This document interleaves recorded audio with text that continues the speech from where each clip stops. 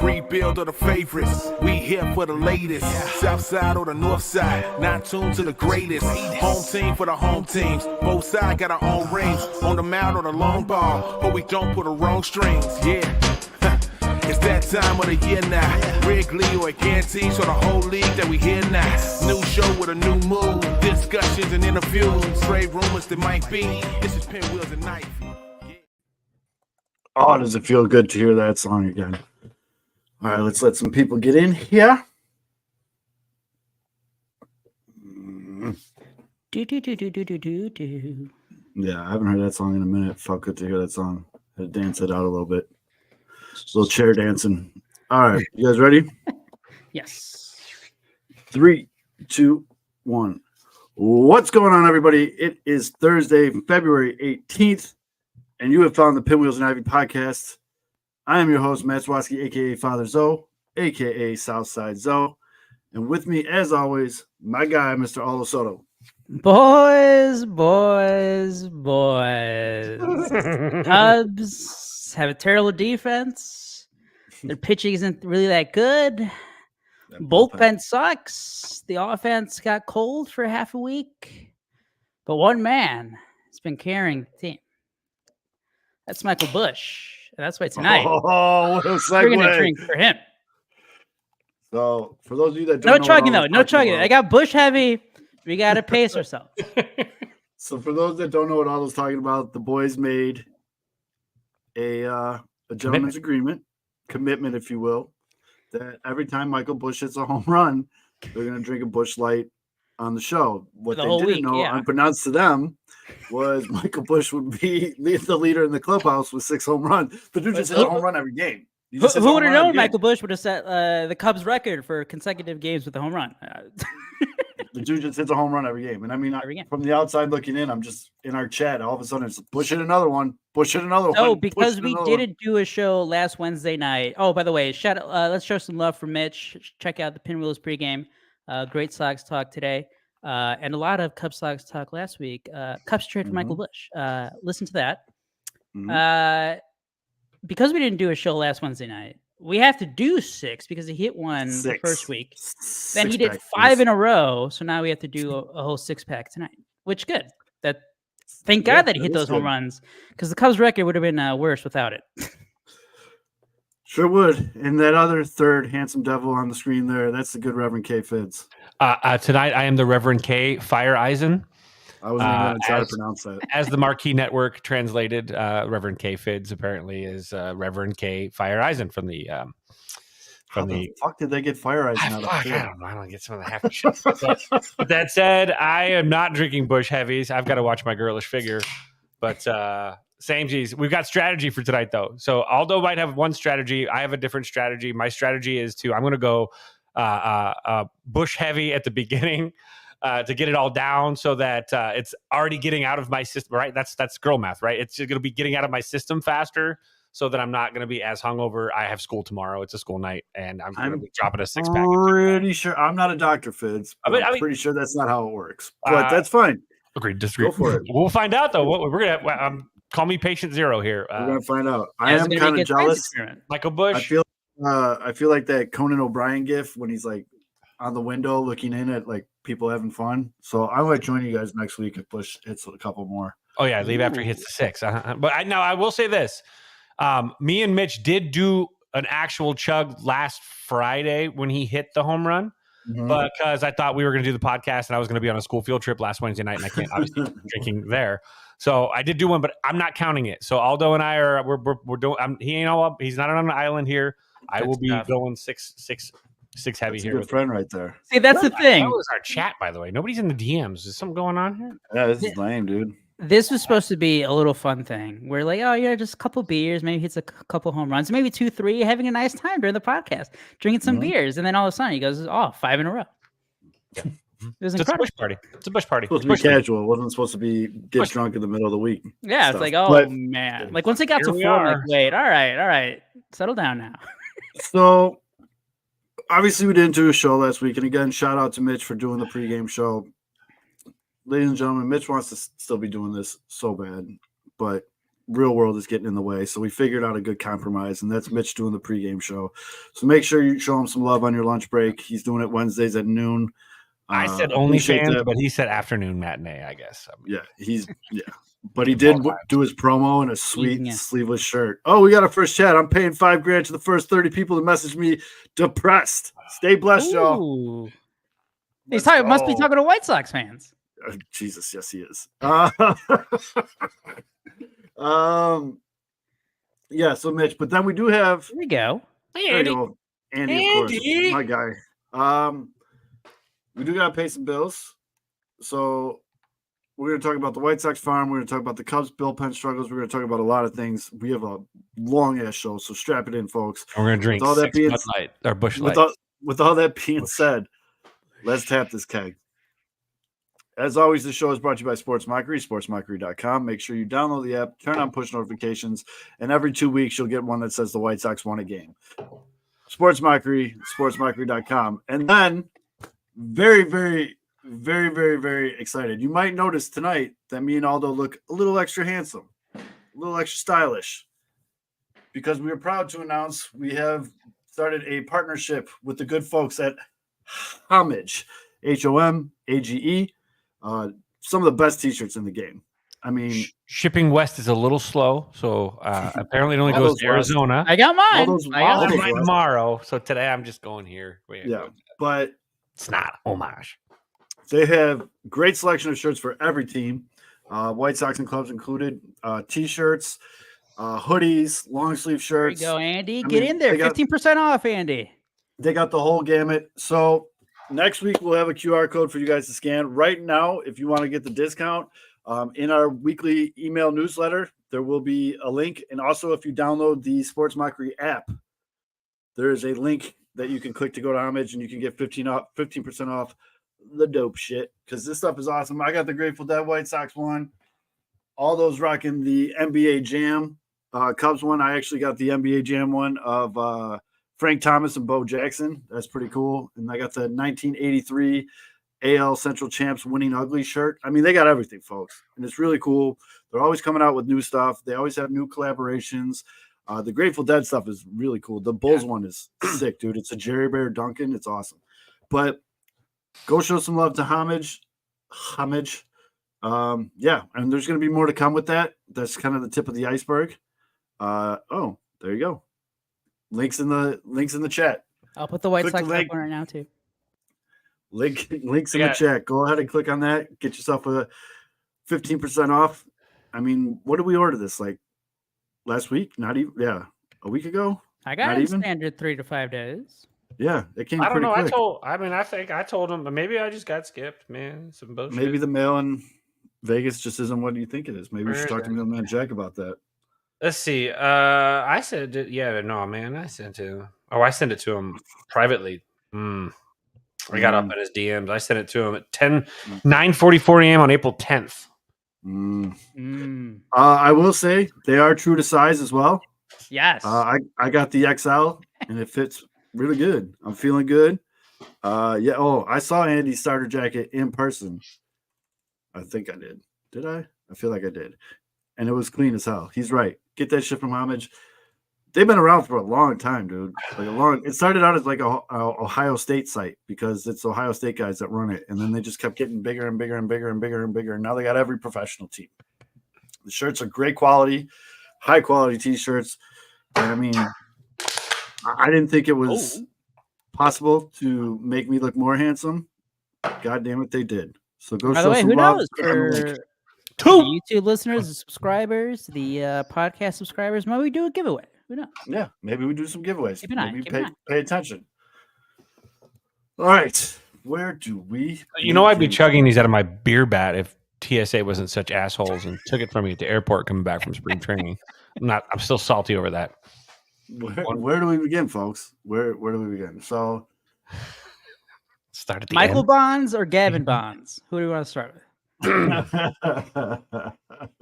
Start with Michael Bonds, just because. Let's start on like some really positive stuff. I will say, as we keep going here, if you're here to hear a guy just harp on how shitty the White Sox are, this ain't it.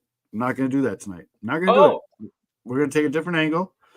I think everybody pretty much understands that the White Sox are fucking terrible. I think that's pretty well known. Historically bad start to a season. I do want to ask.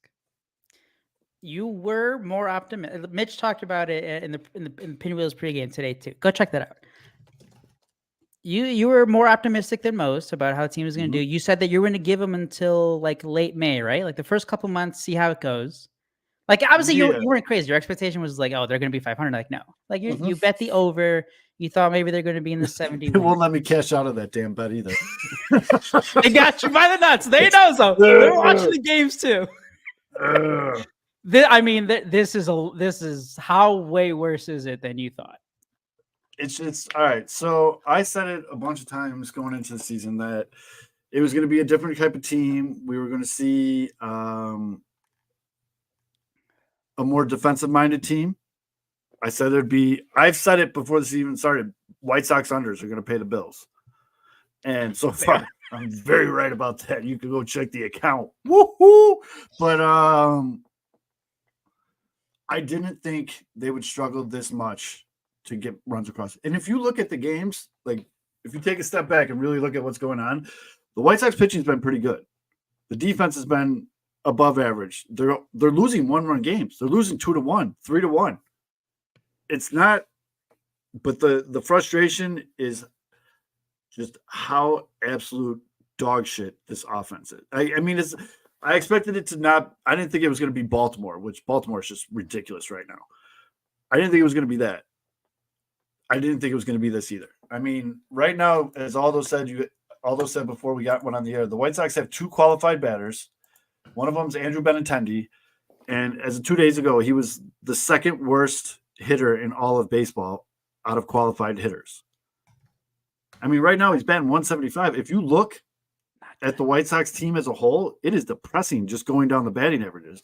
Martin Maldonado starts almost every goddamn day. He's batting .061.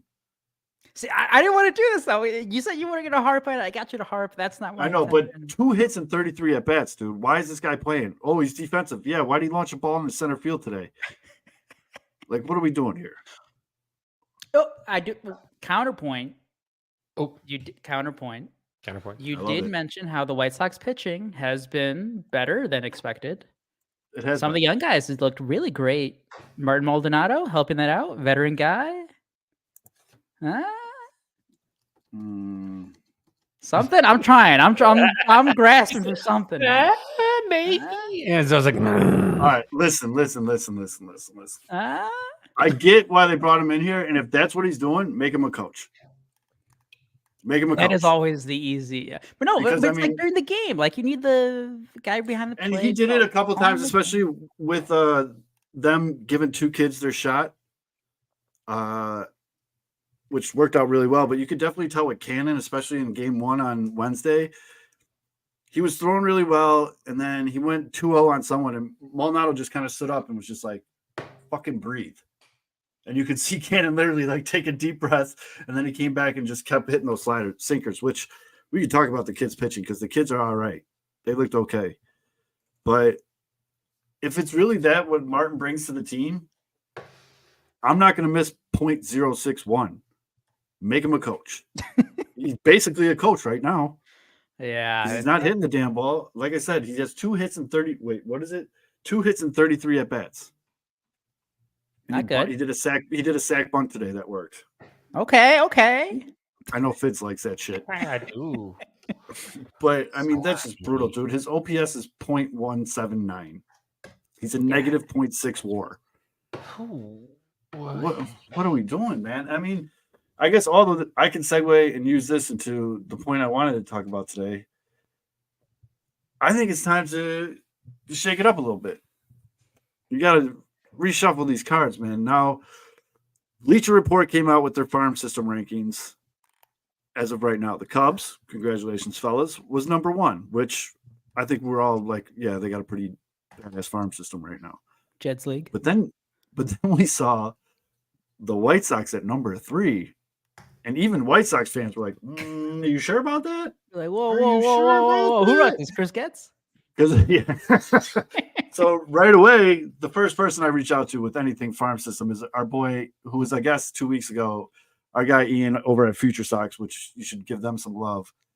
But Ian right away he just said top 10, yes.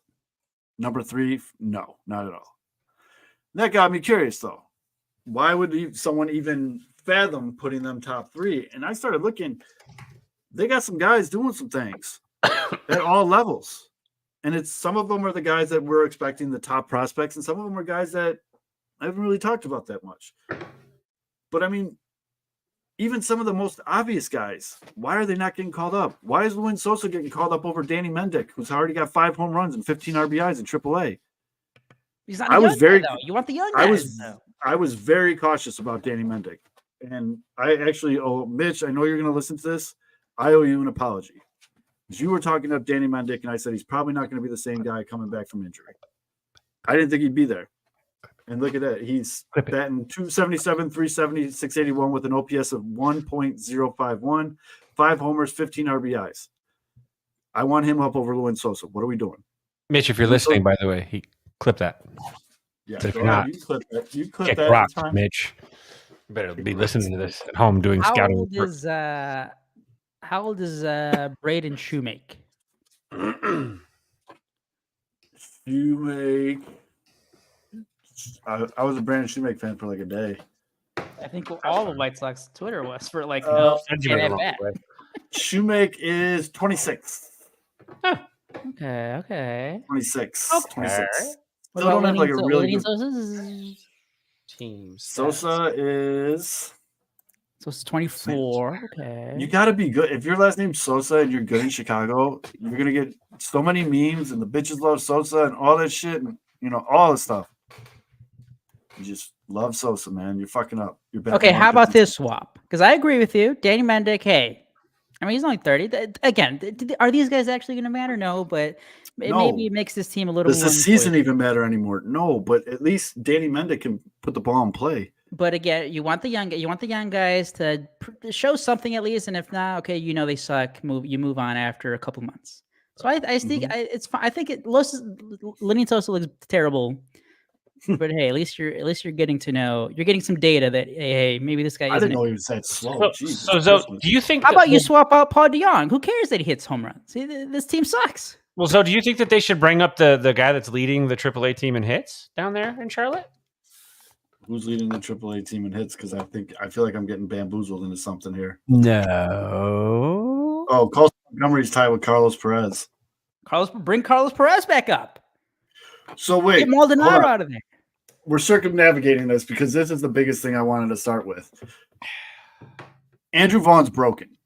Yeah, he's broken. He's broken. His whole approach at the plate sucks. I know in game 2 on Wednesday he hit a nice double, but that was like a blind squirrel. Like he looks broken. Like they're hitting him with They're hitting him with the old Luis Robert package. Sliders low and away, and he's taking fish face on everything. It doesn't even matter. That's not even it, dude. He doesn't look right. He doesn't look. Fundamentally, he looks off, but he also looks like he is absolutely reactionarily off. Like he is not seeing the ball out of the hand. I think we talked in our DM the other day. One of his at bats, he saw that ball so late. Ball was in the glove before he even tried to make an attempt. Like it was like a half-assed. Like oh shit. Like he's not seeing the ball. He's pressing. Right. He's making things worse, which is the worst part about this for a guy like Vaughn, who unfortunately his road up to the majors was not real orthodox, and he didn't get the development that most players get. Fucking bullet train. And here he is now, like he's pressing, and it looks worse. And every time it seems that he has a bad at bat, he goes up, and the next at bat he tries even harder, and he's gripping a little tighter. He is like, you want to say the word not right? He is the poster child of not right now, and I don't know if he can be fixed. As a member of the Chicago White Sox, I don't know if the White Sox broke him. He's got way more talent than this. He's got way more, but he is broken emotionally. He is broken confidence-wise, and everything right now is just nothing like what you have seen in the past from him as far as his approach and things like that. And if you're paying close attention, these are not Andrew Vaughn at bats. This is a whole nother person. Like, that's why the other day I was like utterly shocked watching him hit. I'm like, who is this guy right now? That's not him. It looks terrible. And in game 2 on Wednesday, it was a perfect example. He hit a ball that he thought he hit solid, and it was caught right before the warning track. And they put the camera back on him, and the face he made, it was just like a look of a very defeated man. I'll just put it that way. You know what I mean? Like, it just looked like utter and complete devastation. Like, I thought that was it. That was the one that was getting me out of this. You know, he did hit the double, which was great, and he came around to score. But, I mean, right now he's batting 167 with an OPS of 448. Yep. He's got 19 strikeouts already. Yeah. The strikeouts are the king, right? Because that's not necessarily him. I was looking So at that brings some of the StatCat numbers. He has 1 barrel this year. 1 barrel. Jesus. So that brings me to my next point. Why not? I know it might be a little blow to his confidence, but I feel like Andrew Vaughn is the type of player, if you're like, hey, man, we need you to go down there and figure this shit out. Like, you're taking away MLB at bats right now. It's just not there. Go back to Charlotte, get right, and we'll figure this out. Why haven't we done that yet? I remember back in 2017, Kyle Schwarber was sent down in I think it was June, maybe. Cubs were 2017. They were still competing right after the World Series. They ended up winning the division. He went down for a couple of weeks, came back. He wasn't like phenomenal in the second half, but he was still pretty good. And then, Ian Happ too. Ian Happ, same thing. 2019 started the year at AAA, came up until July, and ever since then he's been off and going. I know that we talked about that the conversation with Andrew Vaughn. Hey, this guy is kind of not really progressing. He's not taking steps ahead. And this has been going on for a couple of years. Like, maybe it started as a joke, amongst some White Sox fans. Like, hey, send this guy to AAA. He needs to develop, right? Mm-hmm. I think never got that. It it maybe started as a joke. Maybe we were overcritical about that. But, I mean, the guy, he's taking steps back, really. He's not. He's probably got tons of options left, right? Yeah, he does. He's been up since basically he was drafted because the White Sox were desperate. His whole development was out of desperation, which sucks for him. You got to make do. There's he's never been optioned. He can be optioned 3 straight years. You got to answer the bell still. There's no excuses on that front, but he has been hindered by the White Sox organization and how he didn't get that opportunity. He didn't get to just kind of come up and rake and just keep going at every level. And he was like, boom, hello, you are now here, and let's go. Right. And I don't necessarily think replacement for Jose Abreu, an all-time great. Like, woof. Yep. I don't think necessarily the answer is even going to like AAA or AA. I think go back to Arizona.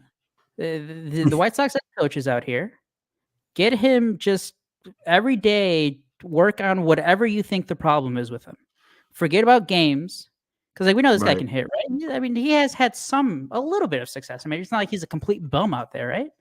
Right. He has an idea of what he has to do to be a good hitter. So go back, break it down, right? Forget about game action, at least for a little bit. Because right now, like you guys are saying, he looks like 50% worse than what he was, what he's been, like an average hitter. He looks like he doesn't know if he should piss or shit. Right. Like when he's up there in the box, he looks like am I pooping or am I peeing right now? He might be going number 3 as far as if that even exists. And that's where he's at right now. Like, he does not know like his ass from his elbow because he's second guessing everything. He is so far into his head that I think that, there's a lot of things that you can do to fix it. It has nothing to do with like actual like ability. It has the guy's way too talented for this, but you see this with guys all the time. The muscle between their ears, which is by far the most important muscle for an athlete, is malfunctioning right now. And how do you get back into that psyche and that mindset? So what do the White Sox need to do to get his head back to where it needs to be? Because it's all upstairs. It is upstairs because everything else is a byproduct of his approach and what he's overextending himself. And he's trying too hard. And he's over swinging and he's expanding the zone a little bit because he just doesn't know how to get right. And he's trying everything. Think about Tin Cup, right? Like, yep. When you get the Yipsies, got the Shanks or whatever. He's got the Shanks. And this is now where good coaching, if it exists anywhere in the White Sox organization, will be able to get the ship back on course. Look, 80% of the airplanes that fly from San Francisco to Hawaii are completely off course the entire flight. They somehow land safely. In a weird way, it's the same kind of thing with a ball player. He's off. Okay. He might be off course, but you can still write some of these planes right these days. and get them. Yeah. It's not it's a Boeing, you're fucked. But but someone needs to basically get him back on that same Note trajectory. to self. You want to talk about So- bad businesses? So I understand, and I see, Drew, I see in the comments, and I know the likeliness of them actually sending Andrew Vaughn down is probably slim to none. I think they're going to want him to try to swing his way out of this, but I mean, the season's not really going the way they wanted it to anyway, so they That's probably the point. figured just That's the other part. They should have done this. I know, again, it's not he didn't suck, but he was an average hitter the past couple Mhm. years. They should have done this like last year. right. Remember his last year in the first half, he was struggling too. It wasn't as bad as this, but he was off to a slow start as well. And that's where I'm saying, like, at this point, you're dead last. And oh, thank you, Drew, for the super chat. Thanks for the airplane facts, Fitz. Cheers, Drew. Cheers, Drew. Cheers, Drew. But that's what I'm saying, man. At this point, what does it hurt to get some of these kids? Like, send Andrew Vaughn down so he can figure it out, and bring up a kid like Tim Elko. Everybody wants to see what this kid can do in the show. Right now, he's got 2 homers. He's batting .281 with an .834 OPS down in Birmingham. It's hard as fuck to hit home runs in Birmingham. 2 doubles. He's only struck it out 9 times in 32 at bats. Like, we saw the power in spring training. The kid can hit absolute just fucking piss missiles. Let's roll it. Let's shake it up a little bit. Because what they're rolling out right now is Yeah, I not heard working. I know that Busch sound anywhere. What they're doing right now First time is drinking Busch, not bad. this is welcome to the welcome to the Thunderdome, bitches. Welcome to the shit show. Here is this is courtesy of Chicago Sports Network. Took a picture, shout out Pringles. This is what they're working with right now. Why are we still putting this out every day? The definition of insanity is doing the same thing over and over and over again, expecting a different result. And that's what they're doing right now. They are 30th. They are dead last in baseball in runs, run differential, team on base percentage, team slugging, team OPS, and team home runs. And the funny thing is, in this graphic on the screen, it shows you who the next closest is. It's not even like close though. Like in runs, the White Sox have 38 total runs this year. Oakland's the next closest with 56. Oakland. The run differential is -54. The next one is Colorado at -44. I mean, this is just ridiculous. Why are they just rolling it out? It's like wiping your ass before you shit. It makes no sense. So, Zell, let me ask you, I like who those deserves Pringles, more of the though. blame? Chris Getz, Pedro Grifol, or the players? All right, so this is the conversation that has been pretty prevalent on Twitter. It started with our boys over at Sox on 35th. Shout out to the little cousin Jordan Laz. Is it the manager or is it the players when something like this goes wrong? Me personally, to just kind of get the ball rolling, if that's the options, I say it's the players. I know Pedro sucks. I get it. He does suck. I hate the way he talks. He talks in circles. He talks in weird mannerisms that no one really gives a shit about. But he's not out there swinging the bat. He's not out there falling on his ass in a routine fly ball, Dominic Fletcher. He's not the one doing all that. You know what I mean? Like, that's not Pedro. He's not coaching the guys to suck. You know what I mean? And so these are big boys. These are major leaguers. I understand they still need coaches. They still need everything. But at this point, I'm not saying the manager doesn't matter, because it does matter. I'm not of that mindset like guys like Herb Lawrence, which I get why they think that way. But if you're putting it just straight out there, just no gray area, black and white, it's the players, dude. It's the players. I am on Fangraphs right now. I'm going to read off to you. All these are all the players, not just the qualified hitters. All the players on the White Sox, they're WRC pluses. This is live up to the day after both games Wednesday. So number 1 is Gavin Bonds, who's been on a tear. He has a 161 WRC plus to lead the White Sox. In second, Paul DeYoung, 152. He's been hot. I didn't realize. Is it the home runs, I guess? Yeah. Good for him. He's at 152. He's actually playing good at short, too. He's playing a decent shortstop. Kevin Pillar, 130 WRC plus. That's only in 19 plate appearances, though. Limited action. Yeah, I was going to say, yeah. Yohan Moncada next, who's injured, 127. Luis Robert Jr. injured, 107. And then we get to sixth. Everyone is below average. Corey Lee, 93. Dominic Fletcher, 81. Robbie Grossman, 73. Braden Shoemake, 53. Andrew Vaughn, 32. Nicky Lopez, 30. Eloy Jimenez, 21. Andrew Benintendi, 20. 20. Lenine Sosa, 10. Wait. Zach Stop. Time out. Biggest contract in White Sox history. WRC plus 20. I'm not going to. Zach Remillard, who cares? Those 5 plate appearances. Martin Maldonado, negative 58. Why? I just don't get taking. I don't get it. And that's why people are really annoyed with Pedro, because he's like, all these guys are just one swing away. They're just one swing away from turning it around, and we got to just get in there. And I know we have good hitters on this team, and they're going to get out there. And when, Pedro? When will it be? When are you going to stop rolling out Martin Maldonado with a negative 58 WRC plus? I think Pedro could be okay if he's not the one swinging the bat. He's not the one throwing the ball. He's not doing all that shit. Like, I feel like if they gave him an actual major league team, he might be able to do something with it.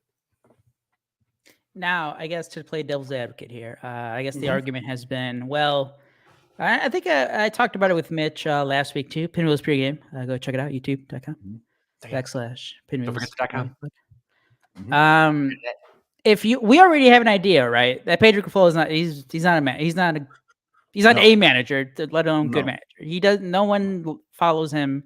And I hope that's clear. I'm not saying he's good. I'm just saying the players are worse. Yeah. So I get, but the argument, I guess, the counter argument is, well, if you already know that this guy, you're just wasting your time with this guy. If you are trying to bring up some of the young players, why wouldn't you just fire this guy who's, in Mitch's words, a boob? Complete dumbass who no one listens to, and just bring in a guy who's at least respected. I guess that's the argument. I'd be fine with that. The White Sox have a very long history of not firing managers in season, and apparently on Sunday, the big dickhead was in the stands in his box by himself. Did that actually happen? Yeah. Okay. He was there by himself, just sitting there on a Sunday, watching all 5,000 people in the stands chanting, "Sell the team." You know what he's saying? Yeah.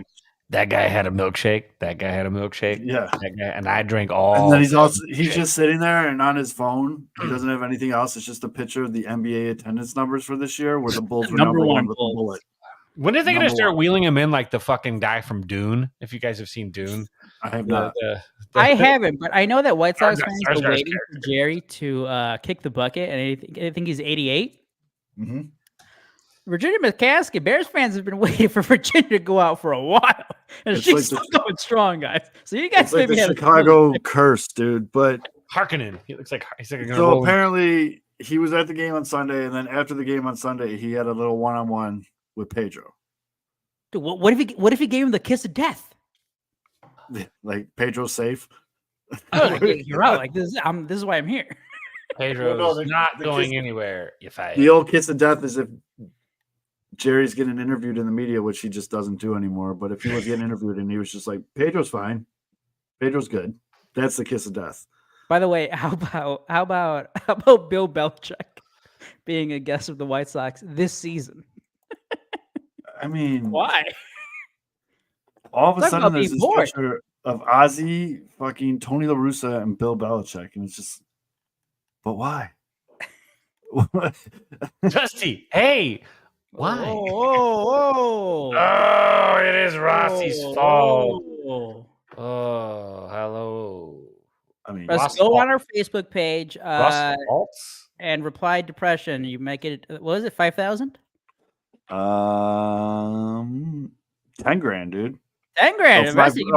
Five grand. Sorry, 5 grand to 10 people. But yeah, I mean, that's The positives, though, with the White Sox have been the kids. They But called the pitching kids. pitching. Eric Yeah, Fetty. I was going to say, Fidge, your boy Fetty is fucking rocking and rolling, man. He's got some nasty-ass stuff. Got that sweeper. Yeah, he's doing it up. He's looking pretty damn good so far. I got a lot of confidence in Fetty. Obviously, Garrett Crochet's doing the damn thing this season, which is great. They've already moved Chris Flexen to the pen. Smell you later. He shouldn't be pitching for the White Sox. No. Smell you later. He's out. But the big news was on Tuesday, the very handsome, I will admit, game recognizes game, very handsome Nick Nastrini got his final call, or finally got his call up. He went 5 strong, gave up 3 hits, 2 earned runs, 1 homer, which was a fucking bomb, 2 walks, 5 strikeouts. Good outing, though. He retired the first 12 batters in order, and I'm sure that's a lot of adrenaline or whatever. Then Jonathan Cannon comes up, and out of the 2 of them, Cannon impressed me a little bit more. That sinker that Cannon throws, that's major league level shit. 93, he can dot it. He has a nice changeup to complement it, and he can also come up and in with a 95-mile-an-hour fastball. But he was getting the ground balls. I tweeted out, is Cannon the ground ball prince that was promised with a picture of Dallas Keuchel? Because he was manufacturing ground balls. Now, Cannon went 5 strong as well. He gave up 3 hits as well. They gave him an earned run, which was complete horseshit. Dominic Fletcher literally fell on his ass for a routine fly ball, and they counted it as a hit. It was terrible. But 1 walk, 3 strikeouts. He's not a strikeout guy. But he had a 1.80 ERA to Nastrini's 3.6. But the bottom line is, I felt good with both of them. I feel pretty good with the rotation of Garrett Crochet, Eric Fetty, Nastrini, Cannon, and then rotate a 5th starter. They might have a 5th starter down in the minors that could come up. Because Soroka, he's doing okay. I don't feel comfortable with him. He's got a 6.98 ERA right now. He's been struggling. Flex and smell you later. And I mean, the bullpen, though, for what it's worth, has gotten noticeably better since the first week of the season. And the pitching is not the problem on this team right now, especially with these young guys coming up. Pitching's not the problem. Ooh. They're holding teams to 2-3 runs a game, and the White Sox are losing by 2-3 runs a game. I mean, it's brutal. Pedro, again, who knows? Who the hell knows what he means when he talks? No one does. But he doesn't even know. But he seems very non-committal to these young guys. Keep getting starts. He's like, I don't know, maybe they'll get another start. What the hell is up with it? And Clevenger's coming back.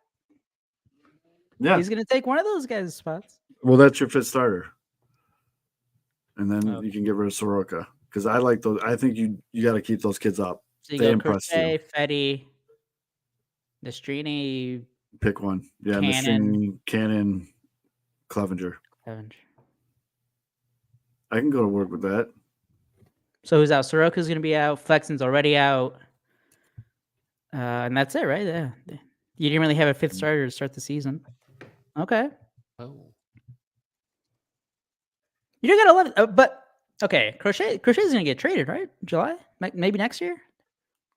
That's what people think. Actually, the biggest trade target people think right now on the White Sox is Michael Kopech, who is going out there and just throwing straight gas.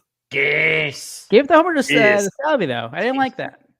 Well, I mean, he literally threw right down the middle. 97. I mean, it was 97 miles an hour right down the middle to a guy you don't throw 97 miles an hour. Only a fastball hitter. Yeah. There are no major league games going on right now, are there? They were all day games today. I just was looking up. Like, what? I can't even bet on a game during the show. Travel. Golden Knights, then let's go. -1.5. But yeah, dude, the pitching. If I'm trying to, find some positives in this, and right now the positive for me is the pitching's good and the farm system looks really good. One question. You mentioned him earlier, Dominic Fletcher. Mm-hmm. He was hitting a little bit, and I think he got moved up to leadoff in the first game on a Wednesday of the doubleheader. Mm-hmm. This dude on defense looks like if it was me out there. What the hell's wrong with this guy? He looks terrible. a good defensive outfielder. I don't know, like Does he have the he yips? Is slipped that a today. thing for defense? The yips? The I defensive yips? honestly think he wasn't like thinking he was going to play center field. I think Luis Robert was going to be that guy, but he's been struggling a little bit in center field.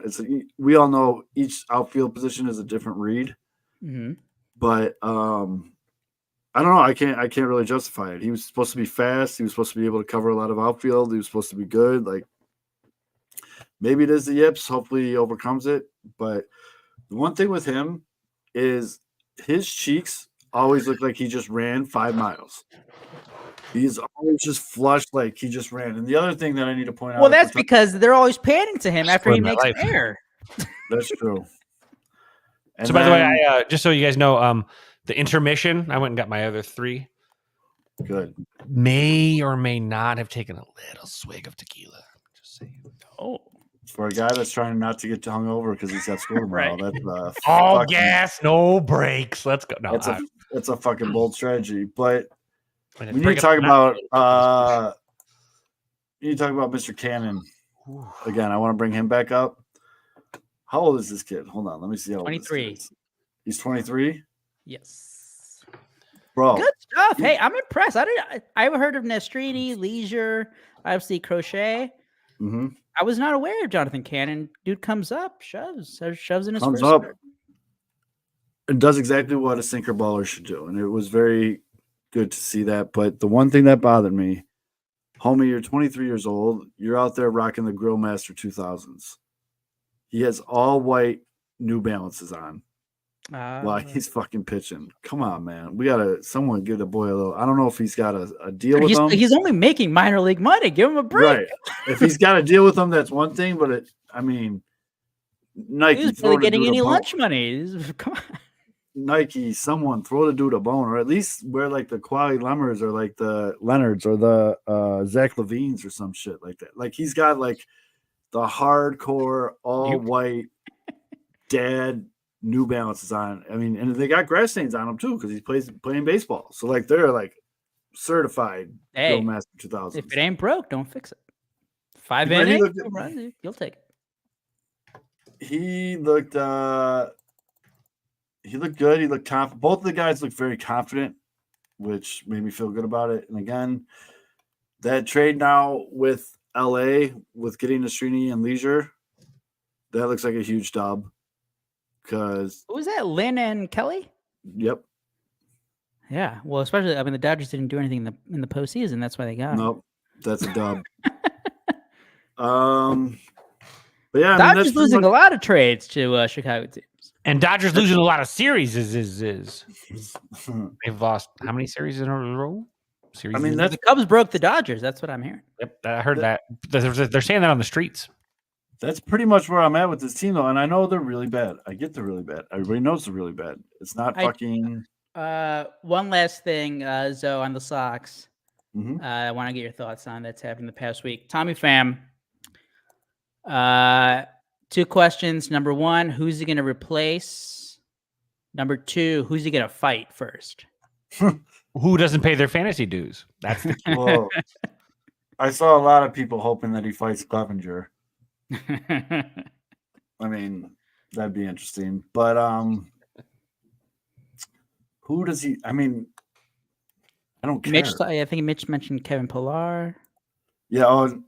As far as roster spot is concerned, yeah, it's Kevin Pillar. I mean, Grossman has earned his spot because he at least is starting. He gets on base a little bit. On base, and he can be a leadoff guy. Hiccups coming in. Where Benintendi should never lead off another game. Benintendi, dude, that one's tough because he's only in year 2 of a 5-year deal. He ain't going nowhere. He's so bad, dude. Like he is just gonna keep playing, and if he doesn't get any better, he is gonna have one of the worst seasons in MLB history because he's not gonna get benched. No, and it's really, really bad, dude. And like, it's not even just the at bat. No one in Major League Baseball, like Jose Abreu, is not scared to run on Benintendi. Like, it's just his arm. He's got a bullshit ass arm. They fucked up, and that wasn't Guts. Guts didn't give him that money. That's not on what guts. the hell, dude? Think about all the outfielders that they needed or that they could have had in free agency for like the past 2-3 years, going back to 2023, and that's the guy you decide to pay. That's the guy they got. What the hell is that, man? That's the guy they decided to pay, and I feel like that was the official parting gift. You could have had Kyle Schwarber for less. Yep, but then this happened. We need a Mitch like during the summer. That's what you feel like that song should go with that. But doing some fanfic. Rick Hahn's still missing Andrew Benintendi. White Buffalo. So again, that's not on Getz. And I think people are being pretty smart about that. They know that's not on Getz, but that's just dead money, man. That is bad money. And again, now he's taking up a spot, which could have been used to call a kid up or someone who could actually fucking play baseball. But that's what I was going to bring up with Tommy Pham. And like, okay, so he replaces another veteran guy who doesn't really matter, Pilar. Okay, whatever. Right. You're still going to keep Grossman, I guess, because, another lefty guy. But then you have Dominic Fletcher, who's going to keep playing, I guess. But then he's going to lose some at-bats to Tommy Pham or to Grossman. And it's like, dude, why? Why are you? Yeah, I don't know why they do that. Like, I don't know why they go out and sign a guy that nobody wanted. That's why he was on the street to a AAA deal. When you got other kids, you can call up and give them a shot. Let them see Major League pitching. That's what really bothered me about that deal. Like, what is that? That literally, you're just telling your entire farm system, like, we don't think you're ready. Do you think this is another take I've seen on White Sox Twitter the past week with signing Clevenger after the first, week of the season? Which was another Tommy Pham now with historically awful offense. Like, is it just Chris Getz being like, hey, I don't want to have one of the worst teams ever. Like, let's just raise the floor to 100 losses instead of 120. Like, what? Or 110? These guys are. I honestly, I don't know. And I said it when they did the Clevenger signing. It didn't make sense to me because they had guys like Nastrini and Cannon. And there's other guys down there balling right now, pitching-wise. White Sox's farm is full of fucking arms. But you go and sign this guy? I mean, that just And then this kind of rubbed me the same way. It's just, you got kids that are playing their ass off down there. Why are you going to sign this guy? I can see one of those guys. If the first guy you signed was Tommy Pham instead of Kevin Pilar and Robbie Grossman, okay, cool, fine.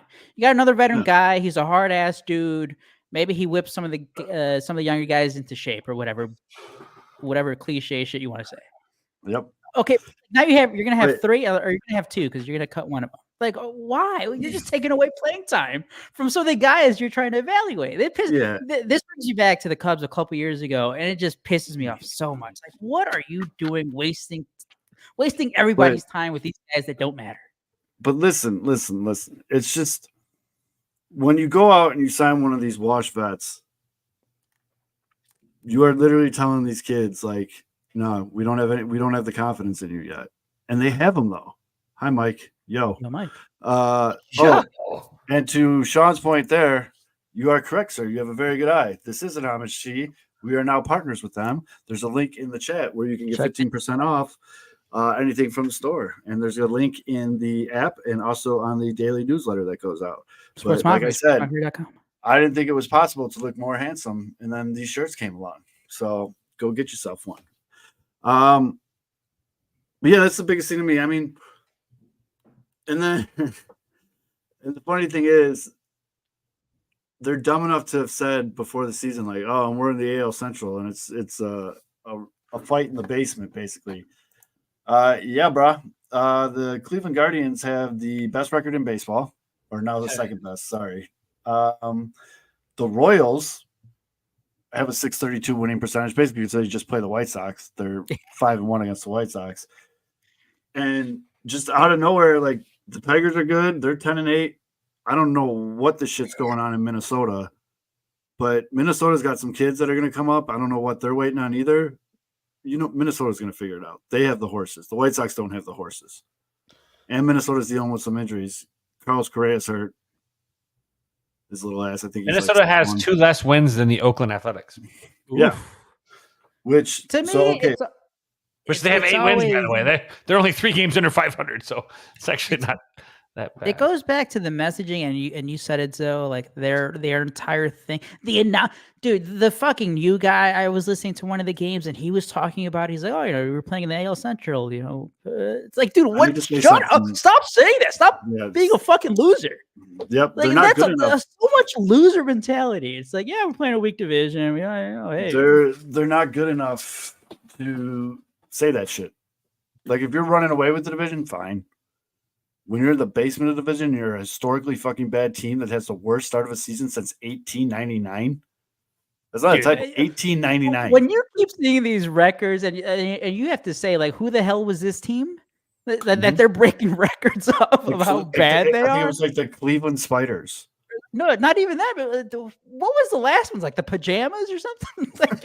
like the shutouts, the 6 shutouts in 14 games or something. I forgot what the team was. I've never heard of this team. I like to fancy myself as a knowledgeable baseball fan. Never heard of this team. Yeah, they're just absolutely brutal, and I don't know what they're doing with that. They got to stop using the AL Central thing as a fucking excuse. And to our boy Sean's question there, he said, if Pedro gets fired, does Charlie Montoyo get the job? I think so. Probably. I thought he was going to get it like last summer. Yeah. As you mentioned earlier, the White Sox are notorious for not firing managers in season. So I guess if they actually do fire a manager in season, they're not going to go out and bring someone in from the outside. They're too lazy for that shit. Brand Christians. I know. They should have done a lot of other things, but Martin Maldonado retires and goes to the dugout manager. You might as well make him the bench coach. You're already paying the make him the bench coach. Give Montoya the keys to the car. Make Maldonado the fucking bench coach. Let's go. This team is cheeks, dude. This team is absolute cheeks. That reminded me. Is Ethan Katz back up? Is the arrow pointing back up for Ethan Katz? I mean, the lab is cooking. The lab is cooking right now.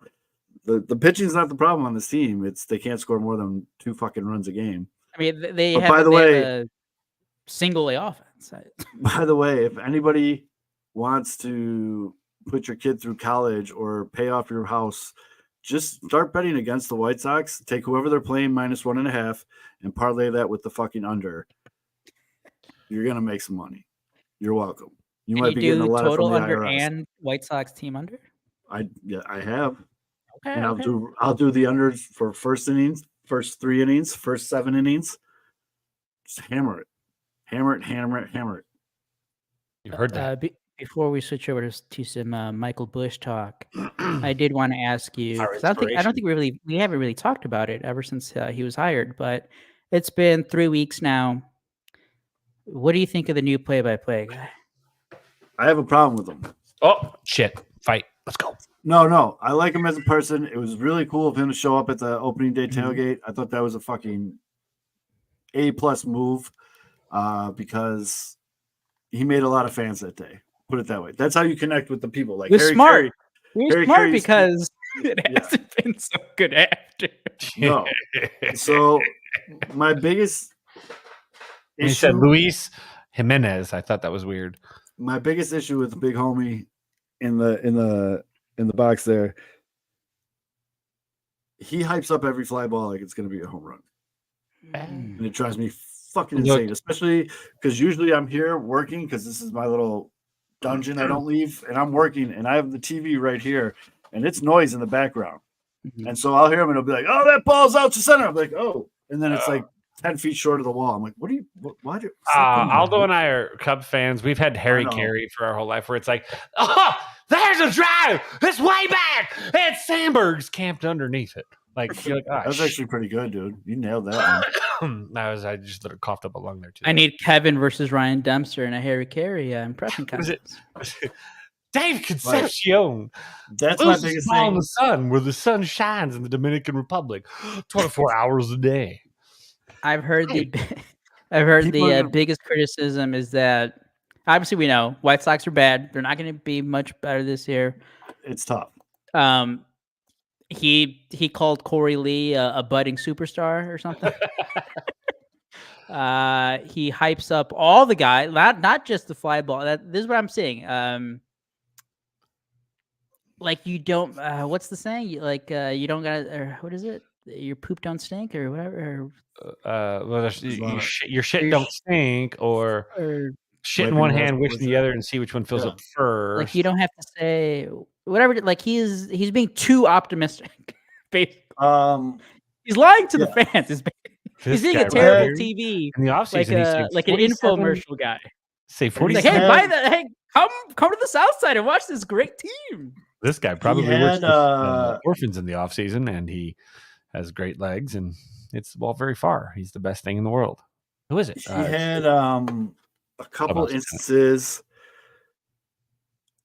where he was just wrong. Like there's like runners on first and second, and something happened. He's like, "Oh, that should blah blah," and it's like, "No, that's not the situation at all."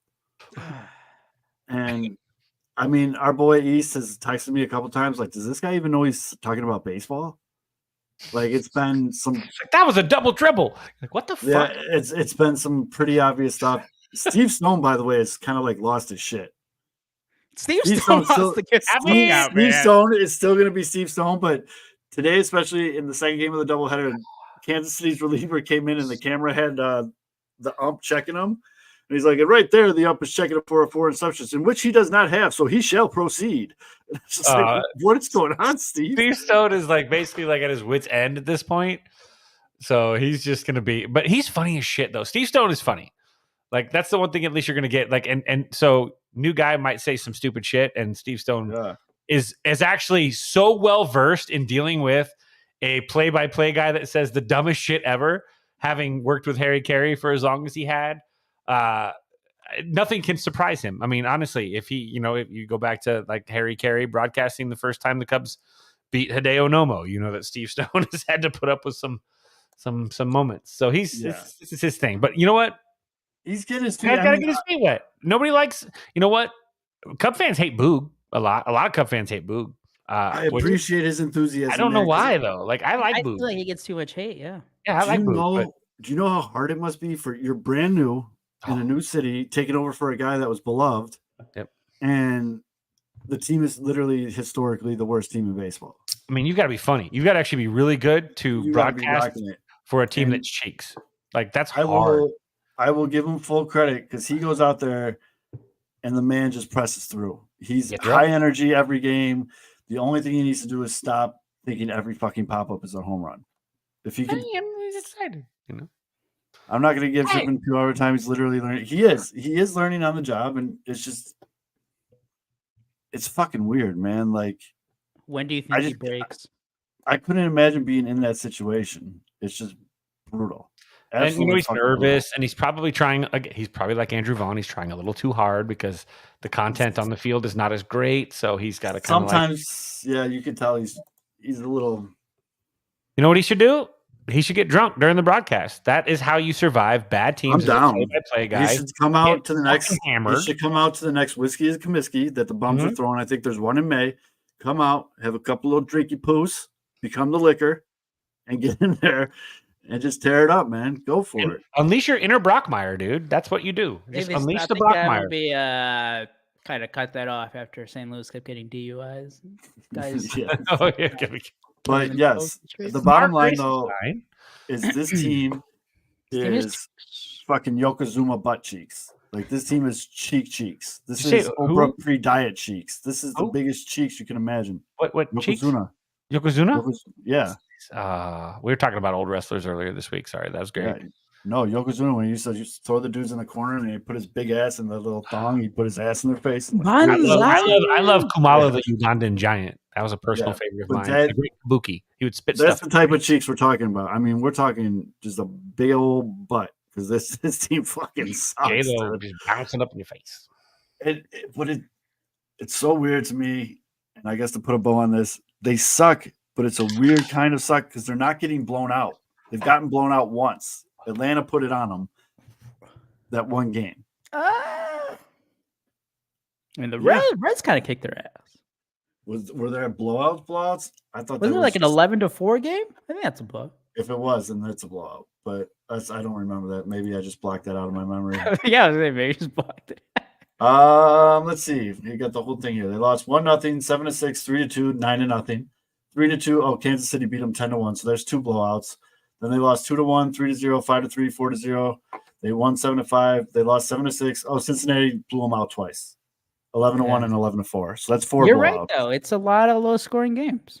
But yeah, I'm just rifling these. I mean, that's literally their whole season right now. Is 1-0, 7-6, 3-2, 9-0, 3-2, 10-1, 2-1, 3-0, 5-3, 4-0, 7-5, 7-6, 11-1, 5-0, 11-4, 2-0, 4-2, and then they won today 2-1.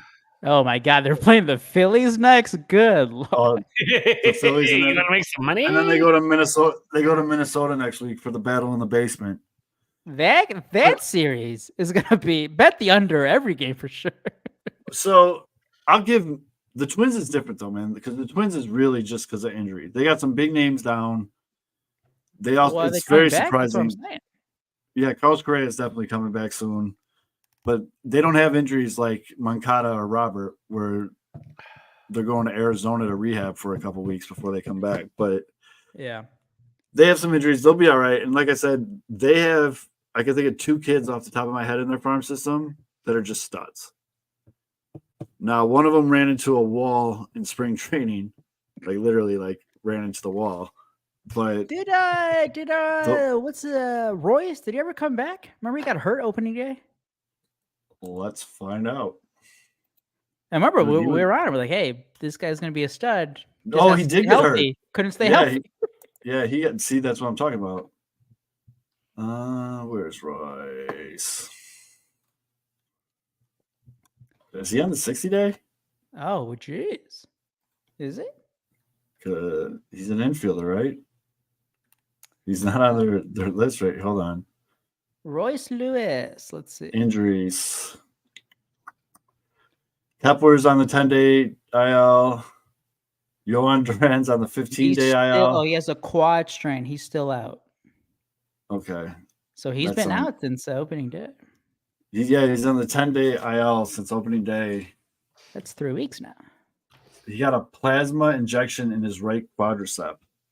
What? None of that sounds good. But I mean, look at all these guys that got injured, dude. Where is that? Carlos Correa's on the 10-day. Twins have reclassified Correa's injury as a mild right intercostal strain. Cool. But Yohan Duran, 15 IL. Max Kepler, 10. I mean, I feel like the Twins are going to be fine. I feel like they're going to turn it around a little bit. The surprising team that I pretty much said that I thought they were going to be good is the Tigers, dude. The Tigers got some good rookies too. And then, of course, the Guardians have the best record in baseball. Look who they played. They played the A's and the White Sox. Hey, the A's are tough right now. Hey, the 8-win Las Vegas Athletics are doing just fine, sir. Are you claiming them already? Oh, wow. I mean, I Are might you as well get claiming- used to it. You know what? I can't get you. No, I'm not claiming their ass until I get done with this damn blackout bullshit. until Major League Baseball only blacks out the athletic games here in Vegas. This West Coast swing has sucked ballsack. Other than the Seattle series, I have not been able to watch the Cubs except when I put it on streameaster.com, com, whatever. That's the only time I can get to watch it because it's all black. FBI agents watching this. Yeah, for those of you I don't know, Streamist. Extremist. I think the Tigers are getting away with some of their winning. Why? What do you mean? They only have 64 runs, and that's fourth They worst. they're at a differential. Yeah, they're at a -2 run differential, but yeah, I mean, it's kind of impressive. The Tigers or the Guardians took 3 of 4 from the Athletics, took 2 of 3 from the Mariners, took 2 games against the Twins, and the third one got rained out. Took 2 out of 3 against the White Sox. Lost 1 game to 2 against the Yankees with 1 game rained out, and then took 2 of 3 so far with the game tomorrow against the Red Sox. So I mean, they went through the A's, the Twins, and the White Sox. Not exactly fucking 3 powerhouses. But you got to play who you got to play. You play who's on the schedule. They didn't make the schedule. and they're winning games. Yeah, fuck them. On the other side, that you're right. You said it. Cleveland playoffs. Yeah, I did say Cleveland because they're assholes. Yeah. All right, are you guys ready? Do you guys want to know who the 10th best hitter in Major League Baseball is right now? I have a hunch, but go ahead and tell us. I'll read his slash line first. He is slashing. He has a 317 batting average. I have a hunch. 400 on hunch. base. 667 slug. He is tied with Taylor, Cleveland legend, with a 183 WRC plus. It is Michael Busch. Bush. I'm thinking of a young Frankenstein, where his hump is like type of hunch. Michael Busch, 6 home runs, tied for 4th most Major League Baseball. I mean, He's the kid's just doing it. that was such a big pickup for the Cubs, and it's funny, not really funny, but interesting because I wanted him in the Dylan Cease trade. It was one of the names that I kept saying over and over again. Perfect for you guys. It would have been fucking great. He would have been our whole offense. It would have been awesome. But they didn't pull the trigger on it. He goes to the Cubs. He's playing first base for you, right? Yep. Yeah. Kid's just raking.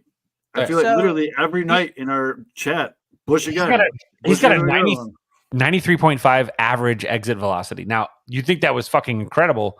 Then you realize the guy that just went on the injured list for the Cubs, Seiya Suzuki, has a 94.7. Talk about that too. Yeah, but his barrel percentage is red hot, 20.5. Excuse me. His hard hit rate is 51%.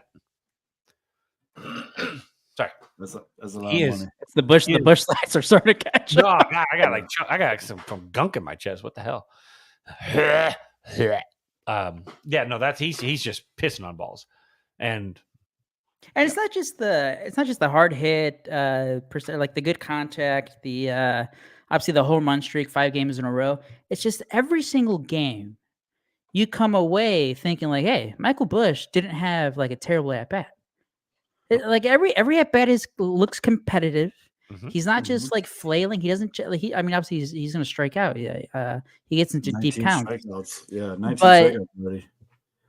But like he has a good knowledge of the strike zone. Mm-hmm. Early on the first week, Bleacher Nation they wrote about it. Other Cubs blogs wrote about it. Pitchers, like the plan was clear: fastballs up and in, fastballs up and in. Yep. He kept number one. He either kept laying off, he was fouling them off, and then getting other pitches, or like maybe there's a couple strike calls there. But the big key, he wasn't chasing. Right. He wasn't getting as many hits because they were attacking him up and in. Mm-hmm. But once he kept fouling them off, pitchers have to go somewhere else. Right. And that the other thing, the 2-strike approach, I do think that's a little lucky because like guys aren't going to be hitting. He's not shortening a home run. He's not every shortening time on his 2-strike count. Yeah. But Belly that's impressive. He's not shortening up. Belly shortens up. You could see where he has a changeup from Luis Castillo. Home run. That's Luis Castillo's best pitch. Mm-hmm. Fastball up and in. He turns on it. He takes advantage of a hanging breaking ball. A fastball down the middle. He has the power to take it other way. In Arizona, he could have hit 6 in a row. Like he missed 2 home runs on Wednesday night to the opposite field. Opposite field's power. Cubs fans have been saying it since the first series at Wrigley, the first couple, the Rockies and the Dodgers. The weather was bad. The wind was blowing a little out, but it wasn't too crazy. Cold. In the summer, some of these fly balls to the gap that right now are being caught on the warning track, they're going to be home runs at Wrigley. Yeah. Like Michael Busch looks like, again, it's 3 weeks, but he looks like the real deal. So question for I want to say this. And hold on. Question, because you guys got to poke at me about the White Sox. Question. Do you regret not going after Matt Chapman? No, not at all. No, dude sucks. You guys changed my mind on this shit on this show. Look at his numbers, though. Yeah, he had 2 good games. Yeah, no. He had 2 good games and he sucked. We were right. Hell yeah, give me all the balloons. Matt Shaw is batting 400. I don't know where the balloon is. Matt Shaw is batting 400 at AA right now. There are so many different options. The Chapman thing was. I'm glad you saw the balloons. I'm like, I'm only drinking Busch Light. I'm not on acid. Yeah, Georgie. Wait, is it because you're doing the peace sign? Is it? I don't know. Mitch, try the peace sign. What if I do that? No, shit. All right. Well, apparently Pennywise is at your house. So special powers. Pennywise like Busch Heavies, boys. But I'll say this. I just want to piggyback on what Aldo said. And sorry, Tommy, if you're listening, you're going to get butthurt again. You're going to be really mad. I need to see him struggle. I need to see Michael Busch get figured out by the league and make his adjustments. It's coming. And we know this. Look, White Sox fans, especially, it's especially fresh with White Sox fans. Yerman Mercedes was absolutely incredible his first month with the White Sox as a rookie. The league adjusts, and generally this kind of output from a rookie is unheard of when you think about it over the scope of the entire first season. They're going to get tape. They're going to find the flaws. How does Michael Busch adjust once the league figures it out? Look, they came in thinking they were going to beat him up and in. He already came with a game plan. He laid off. So he's forcing them to like figure out a whole nother game plan. And they are like velociraptors right now, testing the vulnerability of the fence, trying to figure out where the vulnerability is. And they're going to pound that. And can he, when that moment comes, take those 2 steps back and take 4 forward once he makes the adjustment? And that's all I need to see from him. Now, May is a big month for me for him. If he's still doing this in the middle to late May, I can't help but say this is the real deal. But I will not say it's the real deal until I see him struggle first. I'm sorry. It's not a pessimistic thing. It's just how I have to see. I have to see a guy struggle, because no baseball player goes without those struggles. And some guys handle it well. Some guys literally collapse. Look at Andrew Vaughn right now. I'm not saying Andrew Vaughn's that guy when it comes to like collapsing, but guys that press when they get figured out, they have to figure out. And sometimes there's panic. Patrick Wisdom, he's a great hitter coming out of the gate. And then once the league figures him out, he has to wait till the entire offseason before he makes those adjustments that make a difference. And then he comes out hot again the next year and they make the adjustment. And then he's like, fuck for the whole year. I need to see a guy that's going to do it midstream. You want those 2 steps forward, 1 step back. I think Michael Busch has that. I think his command of the strike zone is really good. I think his understanding of what he's got to do. I love the fact that he's sitting at that 5 and 6 hole. He's not being forced to do too much. The Cubs have a very deep lineup, so he can struggle and still not feel like he has to be the dude. And we're seeing it, but I still got to see the struggle. I got to see the struggle. And it's not a bad thing. It's not pessimistic. I want to see him adapt, because the league will adapt. And the best players that stick around adapt like water. Mm-hmm. Mitch is not Adapting. held captive right now. He can speak. Mitch? Yes. No, I can't. Hey, he was on a roll. You let him go. Why am I going to interrupt? I had This is nothing. number 5, by the way. This is number 5. Ooh. We're at 5 already there, Mitch. Oh, here we go. Tommy in the chat. You can drink it at Oh, home. this is a team idea, Tommy. What are you talking about? You can drink it at home. That's what the Twitter is for. I got a question for Sox fans out there, really quickly. Mhm. I forgot to bring this up earlier today. The old man Kaminsky was at the game with me last Saturday, and you know how they have the Battle of the Beefs? They do the Bone of Beef race or whatever. Was that the one you didn't said- text Zoe about? Yep. Oh. He was out golfing with his son. Is that Didn't you go golfing and didn't text Zoe? Yep. who, me? Mhm. Did I go? Well, I mean, yeah. It's okay. My feelings aren't that hurt. I promised myself I wouldn't cry. Anyway, next time I'm hanging out with the Kaminsky families, though, I'll make sure you get an I want to invitation. trigger these I fucking love hanging balloons. out with Like, But anyway, we're watching the Battle of the Beef thing comes on, and they're doing like they have the different beefs. Old man Kaminsky thinks that cheesy beef, the way they had the animation, it looks like he pulled a hammy, like coming down the stretch, because the way he was like running, it looks like he pulled something. He thinks they were making fun of all the injuries they have. So, like Sox fans, next time you go to a game, watch the Battle of the Beefs. Does cheesy beef pull a hamstring on the front, like the back straightaway? It looks like, because like the way he was running, kind of looked like it. Was it Cheesy's fault or is it the trainers? I don't know. That's a good question. But he had cheesy beef on his card and he was pissed because he was like, "Get cheesy beef pulled a hamstring." I'm like, what the hell are you talking about? He's like, did you watch the animation? The way he's running, he's like running normal. He got like the power up boost, and then all of a sudden it looks like he pulls a hammy. You guys aren't getting the balloons. They got all the balloons. I'm looking it up. Reddit says random balloons and confetti on StreamYard. No, I'm on the stream. I Hand think it gesture, says, so like I don't know. Is it like hello, Elliot? You have to drink Bush heavy for that. no, if you do peace sign, you're supposed to get balloons. If you make the little Caitlin Clark heart thing, you're supposed to get hearts. I don't know. Shout out creep Greg Doyle. Yeah, he just did his Chat GPT apology on Twitter. Oh god. Kevin. We're talking about good stuff. Cubs Bullshit. 11-7. I tweeted out how, when I started off the show, the Cubs have been playing kind of bad. They're still 11-7. They lost Justin Steele, their ace. Jameson Tyone is barely going to come back this week against the Marlins. Bullpen is trash. Edward Alzolay, I love the guy, but he's been bad. They don't have. I ain't gonna lie, that was a rough watch. They don't have. Catch the end of that game, but They don't have many high leverage guys. Hector Neris was the big free agent signing. He did have a solid outing his last time out, but it's rough right now. Yeah. But they're still winning, which is I think is a sign of a good team. When not everything goes right, you still find ways to win. Correct. However, going forward, Seiya Suzuki is going to be out for 4 weeks, strained oblique. Do they survive that? Yeah. What do you got?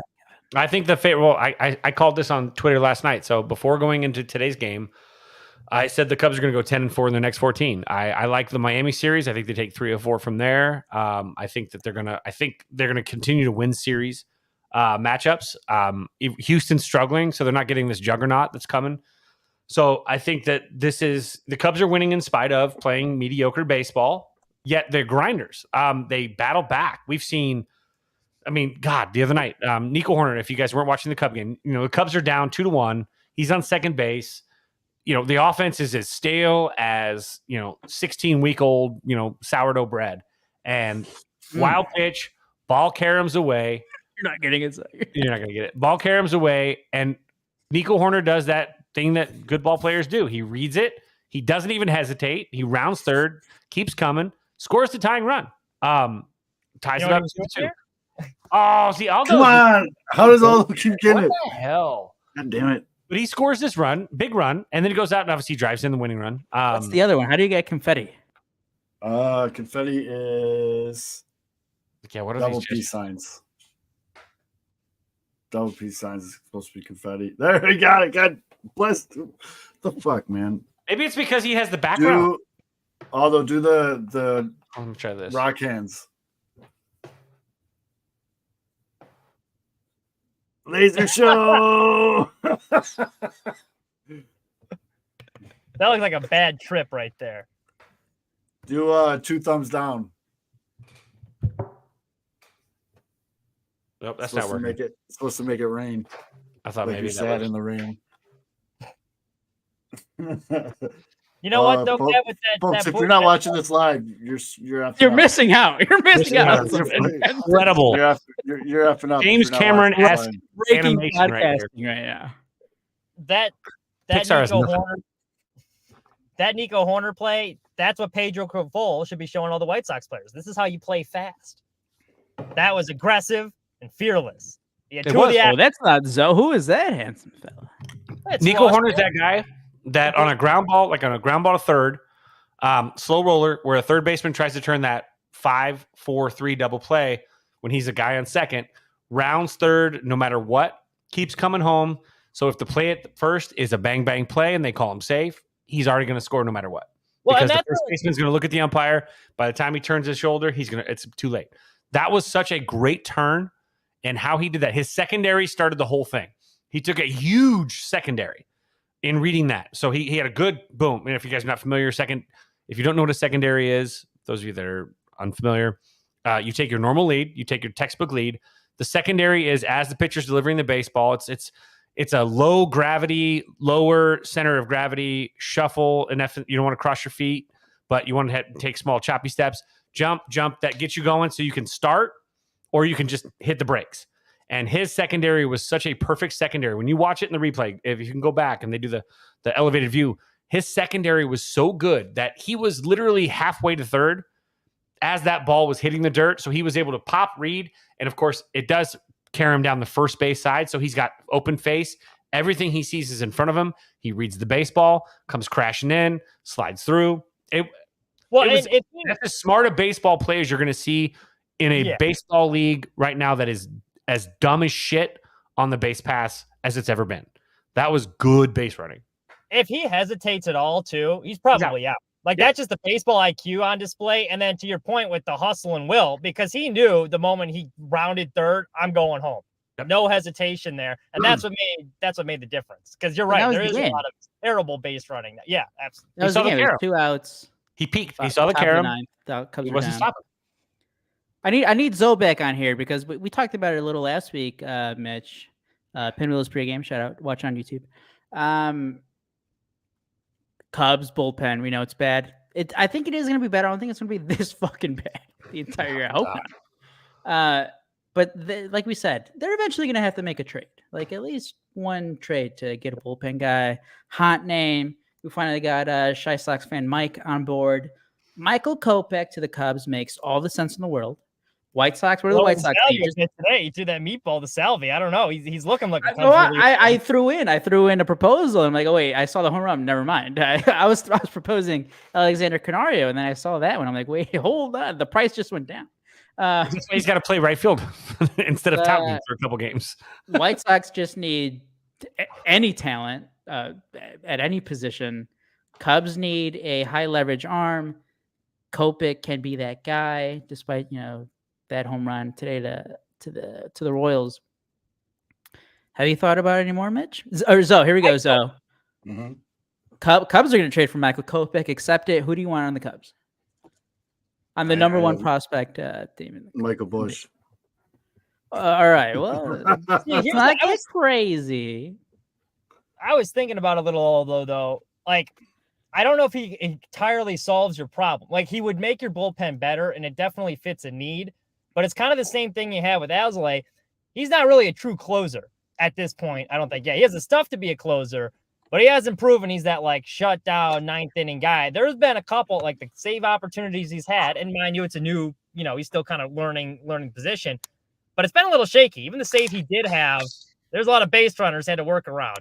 So I think you'd still have the issue is you got two guys that I don't know if you necessarily would trust him in the ninth inning there, especially like he's going to have a lot more pressure, not only learning how to close out games, but if he's with the Cubs in theory, those are important games now all of a sudden. So I think you still have the issue of, I don't know if he solves your ninth inning woes. I think he improves the bullpen, but I don't know if you can rely on him to be the closer in the playoffs. Fair. Zoe, what do you think? Does Michael Busch have what it takes to be a big-time closer? No offense, that wasn't a tennis joke. Say Michael Busch? Or Michael Kopech. The Busch is kicking in. This is number 6, by the way. Where are you at, Aldo? What's your count? Oh, I'm barely at 3. I'm taking it slow. Oh, I'll be here for 3 hours. Strategy paid up. Yeah, he's like, we're going to talk till like midnight. We'll be here Kevin, we're on West Coast time. I'll take. You can finish a 12-pack. That's why I'm saying. Like, I just had to I'm make not sure gonna waste on a Wednesday night. 6 were out of my system by 8 p.m. our time. Plenty of time. That's like 10 hours. I right? feel One like... drink, 1 beer an hour. So like, who do you want? So Matt Mervis, the legend, Mash Mervis, first base power. I feel like Kopech can be that guy. I mean, literally back when Herb Lawrence hosted Locked On Sox. So we're talking, 4 years ago? 3 years ago? 4 years ago? He said, like, it was before the season started. He's like, what's one of your hot takes going into the season? I was like, I would like to see Michael Kopech be the closer on this team. I've always been a big advocate for Michael Kopech to be the closer on this team. I think he's learning on the fly. I think it sucks that he's not getting that many reps because the team's such dog shit. But so far, for the most part, in pressure situations, he has thrived. Obviously, throwing a 97-mile-an-hour fastball down the middle to Salvi Perez, not a good idea. But his post-game interviews are almost convincing me that he can do this. He doesn't sound scared. He doesn't sound overwhelmed. He's not making excuses. He's very even keel. And he even says, like, and I've said it on this show before, and I'll say it again. The game early in the season, I believe it was against the Braves, when Pedro left him in, when a lot of managers would have pulled him, and he did it. He got the save. That was like a steroid shot to his confidence. Like that, I think, for a guy that we all know is a little bit heady, I feel like that was like, oh shit, they really do think I can do this. And look, I proved him right. And I feel like he's that guy now. Goes out there, he's your state-of-the-art, just MLB closer. He goes out there for an inning and throws till his arm falls off. 98, 99, 99, 100, 99, 98. And then he'll hit you with the slider that usually misses, but still, he'll do it. I'd love to see him develop one more pitch. But yeah. One of the things that I remember, and it wasn't this case. It wasn't a safe situation. So maybe Mitch is right. Maybe he can be like a Josh Hader type, Andrew Miller, where he can go more than 3 outs, but maybe it's not necessarily the 9th inning. And to me, and I agree with everything Zoe just said, and I do think he has the potential to be a great shutdown closer. I just don't know if he completely solves the Cubs' issues at this point trading for him. Like, do you guys remember 2021 White Sox Yankees at the Field of Dreams game? Yes, I do. Mm-hmm. Michael Kopech, that game, big moment, national TV. That it was a great atmosphere in Iowa. Juiced up baseballs. Yep. Got the juiced up baseballs and just shut down the Yankees when he came in. And that I remember specifically watching that game. I was like, "Oh, Michael Kopech's got a little something in him right there." And that was his first full year as a reliever with the Sox. And like from then, I was like, "Yeah, down the line, if they are going to switch him." First half of that season, he was unhittable out of the bullpen. Like, you could not touch him. Yeah. You could tell the arm was starting to fall off a little bit that second half because the velocity started to dip a bit too. But now that he's worked up as a starter and built up the arm as a starter, like, I think that I would be surprised if that happened again this year. It's a different mindset when you know you can go out there and just throw your best shit because you will have to get 3 batters out. It's a completely different. It's a whole different ballgame, and I feel like he's embraced it. And he's not all the way there. I wouldn't say that. I mean, it's April 18th, whatever. And unfortunately for him, he's had like 3 save situations, if that. But I do think he relies too much on the fastball and guys do sit on it. They are going to now. His location is pretty good. He's dotting it a little bit, but I would love to see him go to the slider a little bit more and even maybe add a third pitch to that arsenal, like maybe a changeup that breaks down, or I don't think he's going to throw curveballs because his arm's already going to be fucked. He can be a good reliever with 2 pitchers. He just needs to tighten up that slider. Yeah, the slider's the big thing. Bad slider either. It just almost feels like he doesn't feel comfortable throwing in situations. Like, sometimes he'll just throw it just to show it, but he's got to have a little confidence in throwing it. He does also need to realize who he's pitching to, because Salvador Perez, notorious fastball hitter, fucking guy can hit piss missiles when you throw him the fastball. It's like the dude from Major League 2, just throwing breaking balls and he won't fucking hit it. And you throw him 90, and you throw him a fastball right down the fucking middle, and it goes 4 rows deep in left field. So a big Cubs topic right now, and it's hitting some fans in the fields. This guy's a World Series winner, hero, legend, had one of the best seasons ever as a Cubs pitcher. Kyle Hendricks is the worst starting pitcher right now by a lot. A lot. Although it's exactly what I was just talking about with the White Sox. Why are they rolling him out? You can take that place. So, yes, I'm with you. I think Kevin's on that side too.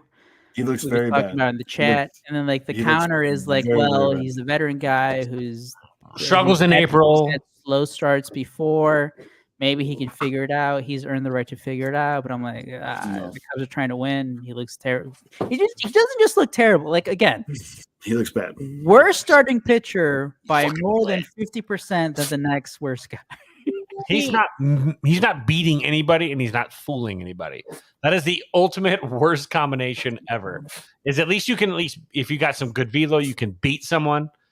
But he's never had that. You can at least fool someone. He's not doing either. And like we said, they're scooting up in the box. They're strafing the baseball, and these guys are just teeing off. I don't want to make excuses for him, but I'm going to anyway. In his defense, and he's been terrible, and this is bad. It's not a very good excuse, but he has faced 4 pretty good lineups early on. It's not like he's had he's got a World Series team, the team that just won the pennant. You got the Dodgers in there, and the Padres, pretty damn good lineup. So the stuff isn't there. He's not pitching well, but he has faced 4 pretty good teams. He has cultivated this great career, like you said, World Series champion. Used to be former ace of the staff. Off of being able to basically outplay the batter. If it's a chess match, because he was able to dot those breaking balls, and he could put them wherever he wanted. Almost, I'm not going to say he was Greg Maddux, but it's similar. Like he wasn't going to overpower anybody with a fastball, but he'll throw that slider and dot that inside corner. You know what I mean? That slider ain't sliding. Nope. That curveball ain't curving. So he's throwing fucking BP, and these guys are teeing off on it. That's the thing. It's like, oh, like, again, he's never been a guy who throws fast. He throws like 88, 89 in his prime. He's throwing 88, 89 this year. So that's not a problem. It's not a velocity issue. It's not like, oh, well, he's just not throwing as hard anymore. That was the issue when he had the shoulder injury. We're getting spin rates. We're going to spin rates. And it's just like, all the metrics look the same for Kyle Hendricks, but it's just they're just crushing the fuck out of him now. So it's like, well, can he get any better? It's the location that is a big thing. Maybe his baseball savant page is depressing. No, dude, he's allowed 7 home runs in 17 innings. I think he's earned the right to at least go through April. You gotta at least give him a month before you yank him. I do think he's going to get until May. I do think he's going to get until May. I think that's reasonable. He's peppering. He's throwing his changeup 40% of the time right now. Sinker 35%, four-seamer 18%, and then the curveball 5%. But the problem was, I'm looking at these hot zones for the sinker. They're all right down the middle. Yeah, that's the thing. It's the locations, though. Yeah, he's not low. He tries to, because he has to work low in the zone. He has to try to jam hitters, and all these pitches are just 88 down the middle. And he's getting Jock Peterson just took a pitch and just see you later. I got a solution for you. You know what? We have a veteran World Series catcher that can help call a damn good game, and maybe help Kyle Hendricks. And he'll be dirt cheap too. You won't have to give up much. He's got a negative plus. Can I interest you in a Martin Maldonado to fix Kyle? Actually, we figured that out earlier, Mitch. Yeah, we're just gonna fire Pedro, make Montoya the coach, and then just Maldonado, too many M's. Maldonado, make him the bench coach. Yeah, he doesn't bat anymore. He can still handle the staff. He can do his mouth visit still. He can do the mouth visit. He can still call the pitches. I love that solution. That is genius. Oh, he's already on the payroll, and I mean you're not going to miss anything at the plate. He's betting .068. The White Sox can brag how they have one of the highest paid bench coaches in Major League Baseball history. Boom.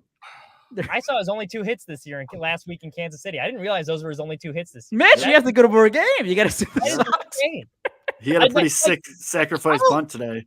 I don't think people realize how 100 OPS plus is the league average. And it's hard to be down at 10. He is negative 44 on the season. You know how hard that is to do? And yeah, we still roll him out because he's good with the pitchers. What are you doing? Yeah, your offense sucks. What are you doing? Play Corey Lee. Call up the kids. I don't give a shit. Just stop playing. We got Chucky Robinson waiting in AAA, and we're wasting at bat Maldonado. Chucky Robinson's actually fucking doing pretty well. Well, Mitch, I know he is. He's good. Well, Mitch, how pissed are you that the entire 2023 season White Sox fans couldn't wait to get rid of Sebi, and they just replaced him with a guy who's 1,000 times worse? Yeah, Sebi died for this. This is terrible. Yeah. But hold on. I wanted to bring this up. So last year, Hendricks on his sinker had a spin rate of 2,027. This year it is 1,983. Bad. So that's one of the big reasons there. But his curveball spin rate has gone down. But oddly enough, his fastball spin rate has gone down. His changeup spin rate is weirdly exactly the same, which that's impressive. He's thrown it so much. No, that's the problem. His curveball actually went up. The spin rate on his curveball actually went up. Kyle Hendricks, you look at his metrics, they're almost the same. Hard hit percentage, that type of stuff. It's like what his average has been. It's just when they're hitting the ball, every time they hit it, it's a double, it's a home run. It goes to the outfield. That's the thing. I wrote about it a little bit. It's okay, if it was a location thing where he was getting squeezed by the umpires, maybe he's getting screwed by bad calls, guys are getting on base, and then a whole bunch of bloop hits fall in. All right, fine. You give him the benefit of the doubt, right? But no, he's getting out there, giving up a home run every other inning. Like that's not bad luck. That's not They figured it like out. that's just you not being good at Look, we're seeing what would happen if Greg Maddux wasn't Greg Maddux. Guys that get those type of outs, sooner or later, the league kind of just comes for you. And Maddux was so good, and he had so much movement that he was able to pitch until he was, 40, right? He retired when he was like, 40, 42? I mean, look at this dude. But that's not good. Look at that. I mean, average exit velocities. I don't want to hear what, look at 2022. Look at the 2022. Look at this 2016. Look at that. Bang. That's 2017. Bam. Look, if we're talking about like, hey, he struggles in April, look at his 2022 numbers versus 2023 now. Those actually should align. We haven't gotten there yet, but it should align with this year. Fine there and fine. And there we go. There we go. And then look at this one. 2022. And then, like actually, he's better this year than last year. No, that's the thing. Oh, that was Kyle 2023. Hendricks wasn't Sorry, bad that's 2022. last year. I can't do math. But he got lucky. He got lucky that a lot of his fly balls didn't go out for home runs. This year, so he has been a little like, I think he's giving up. It's a ridiculous amount of home runs that he's giving up. Like that's crazy for any pitcher. So like he's getting a little unlucky with that. But it's just shifting from last year where he was beyond lucky. The guys kept hitting fly balls and they weren't flying out as much as they probably should have. And that's the other thing. He struggled in 2021. He struggled in 2022. And really struggled in 2022. Yeah. And then he had the shoulder thing. Okay, fine. But it's like he's been bad 2 out of the past 3 years. Now he's off to a historically bad start. That stat that dropped. The only pitcher in Cubs history to give up 5 earned runs in each of his first start since the earned run became an official MLB stat is crazy. Like, come on, man. What are we doing here? It's insane. And the Cubs have Ben Brown. Ben Brown throws a one-hitter, 6 innings against Diamondbacks. Looks fantastic. Javier Assad is getting quality starts or close to him every time out. Even Jordan Wicks, who's struggling, who can't get to 5 innings. I mean, he's had like 1 bad start, I think. Which one was it? Yeah, he's had like 1 brutal start. Not a bad start. He goes 4 1/3, but he's still too far away, right? Give up 2 runs. Yeah, he's maybe second half. No, Caleb Horton should. No, that's the thing. This is my opinion. The Cubs have options though. The next game at Wrigley, inside of his 6 days of rest, he should be the next starter. He should be starting. Like the Cubs are fine starting. The conversation is going to be like when Justin Steele comes back. When Justin Steele, because you would think that, here we go. We got the thumbs up. You get that thing too. What the fuck? Jameson Taillon is coming back. I think he's scheduled to start on Thursday against the Marlins. After that, Justin Steele should come back sometime in May. I haven't had an update, so I'm a little worried, but I'm hoping the first half of May. Once Justin Steele comes out, that's when the conversation starts. Like, okay, Kyle Hendricks, have you gotten any better? Right. He's lucky. And if he hasn't, you cannot run that guy out there. The injury bug is giving him the opportunity that most guys don't get, unfortunately. But for him, fortunately, all I hear is, oh my God, he's a slow start. If you look at his numbers the last 3 years in April, that actually isn't the case. He's been bad in April, but the last 3 years, he's been worse in other months. That's the thing. This is on a whole nother 2021 anymore, man. You can't use that stat. Like, it doesn't work. He is not missing barrels. People are squaring him up. Good hitting teams sit back, scoot up in the box, and just punch and drive. They're driving the ball right now, which is even more disconcerting. He's not getting the ground balls. He's not throwing heavy. And Kyle Hendricks, when he's throwing really well, he's getting you those 5-3s, those 6-3s, those 4-3s, those really heavy ground balls. He's not getting. Now those are line drive the gap. Those piss missiles, yeah, or hard hit ground balls, even like. It's if it walks like a duck, it walks like a duck. I don't give a shit if it's 30 days is a long time. You're gonna have to Jose Abreu, man. It's time to just cut ties. It's time to cut bait. By the way, bait. You sent in the screenshot of his numbers the other day. Mm-hmm. Jose Abreu. Oh my goodness. We're not gonna talk about that. That's not the Jose I know. Nope. I don't even. No, this is easier for you guys. Just say the Astros broke him. Come on. Nope. Jose Abreu retired a White Sox 2 years ago. That's right. I don't know what the hell you're talking At about. least he got paid, right? He's 60 million, 3 years. Good for him. For what? Commercials? Because he's not playing baseball anymore. Yes.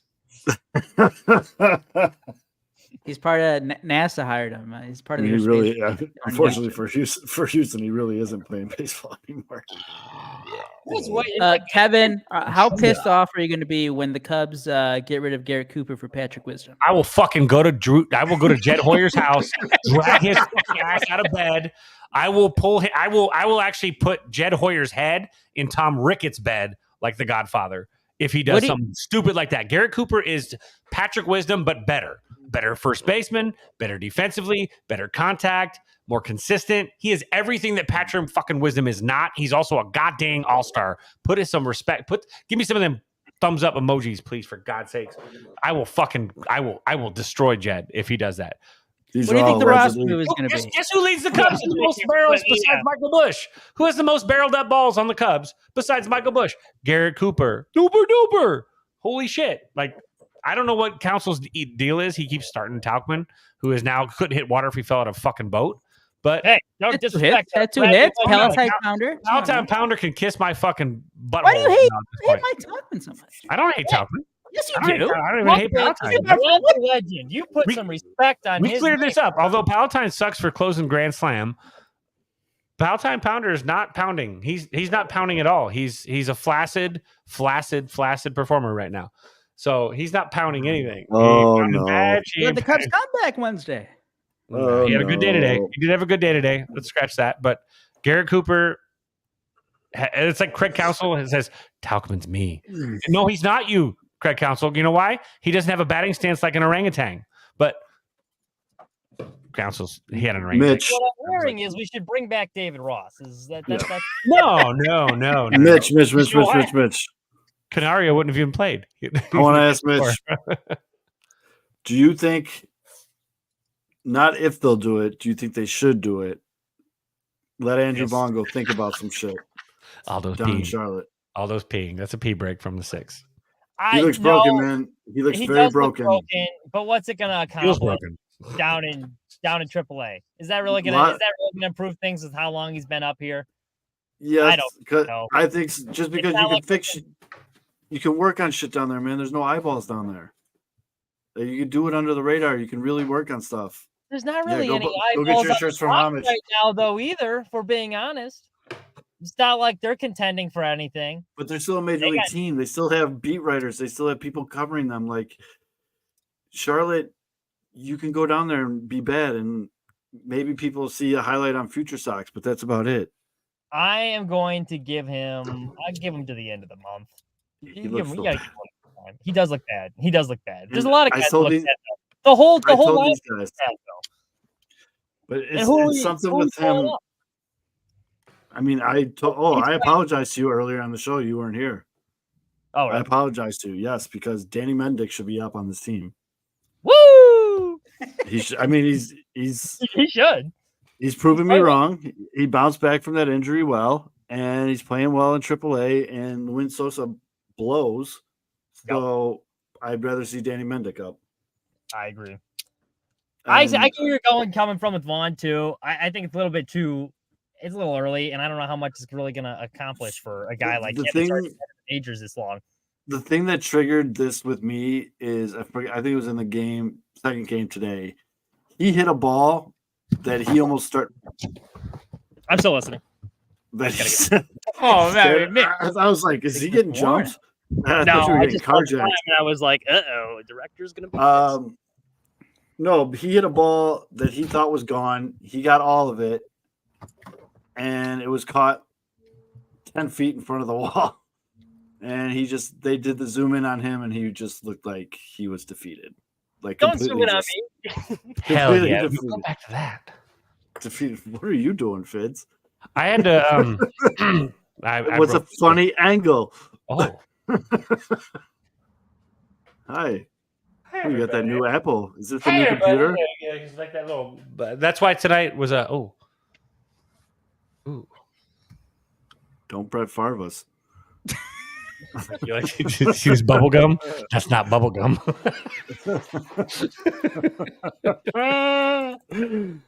Oh, man. Look at that. There's- This shit's like Looks like a school snag about to close the trunk on you. this is the trunk shot from Quentin Tarantino. Yep, this is the last thing you see after you have drinks with Mitch. Yeah, this is like does this napkin smell funny?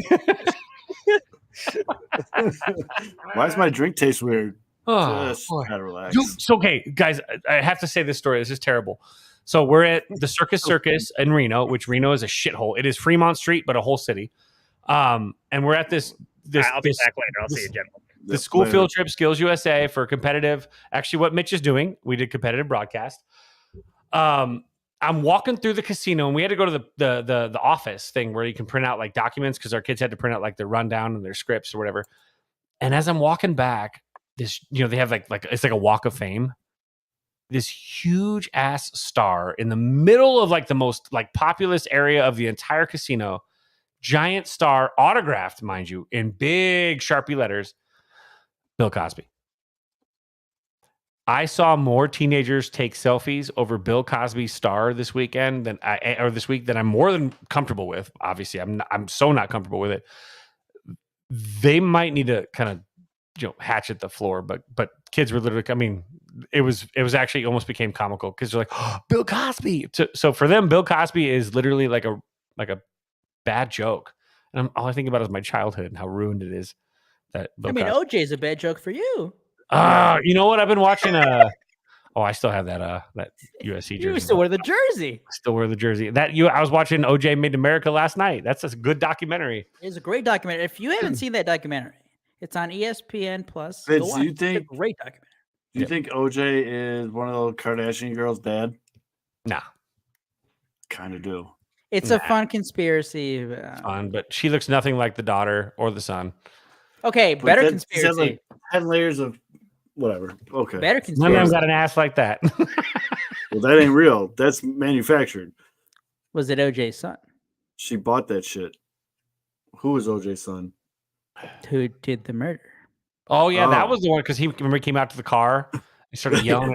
You know what though? Here's me. Completely unrelated. Hold on, Fitz. For the people that have been running with us since the beginning, remember when Kato Kalin tweets was the show?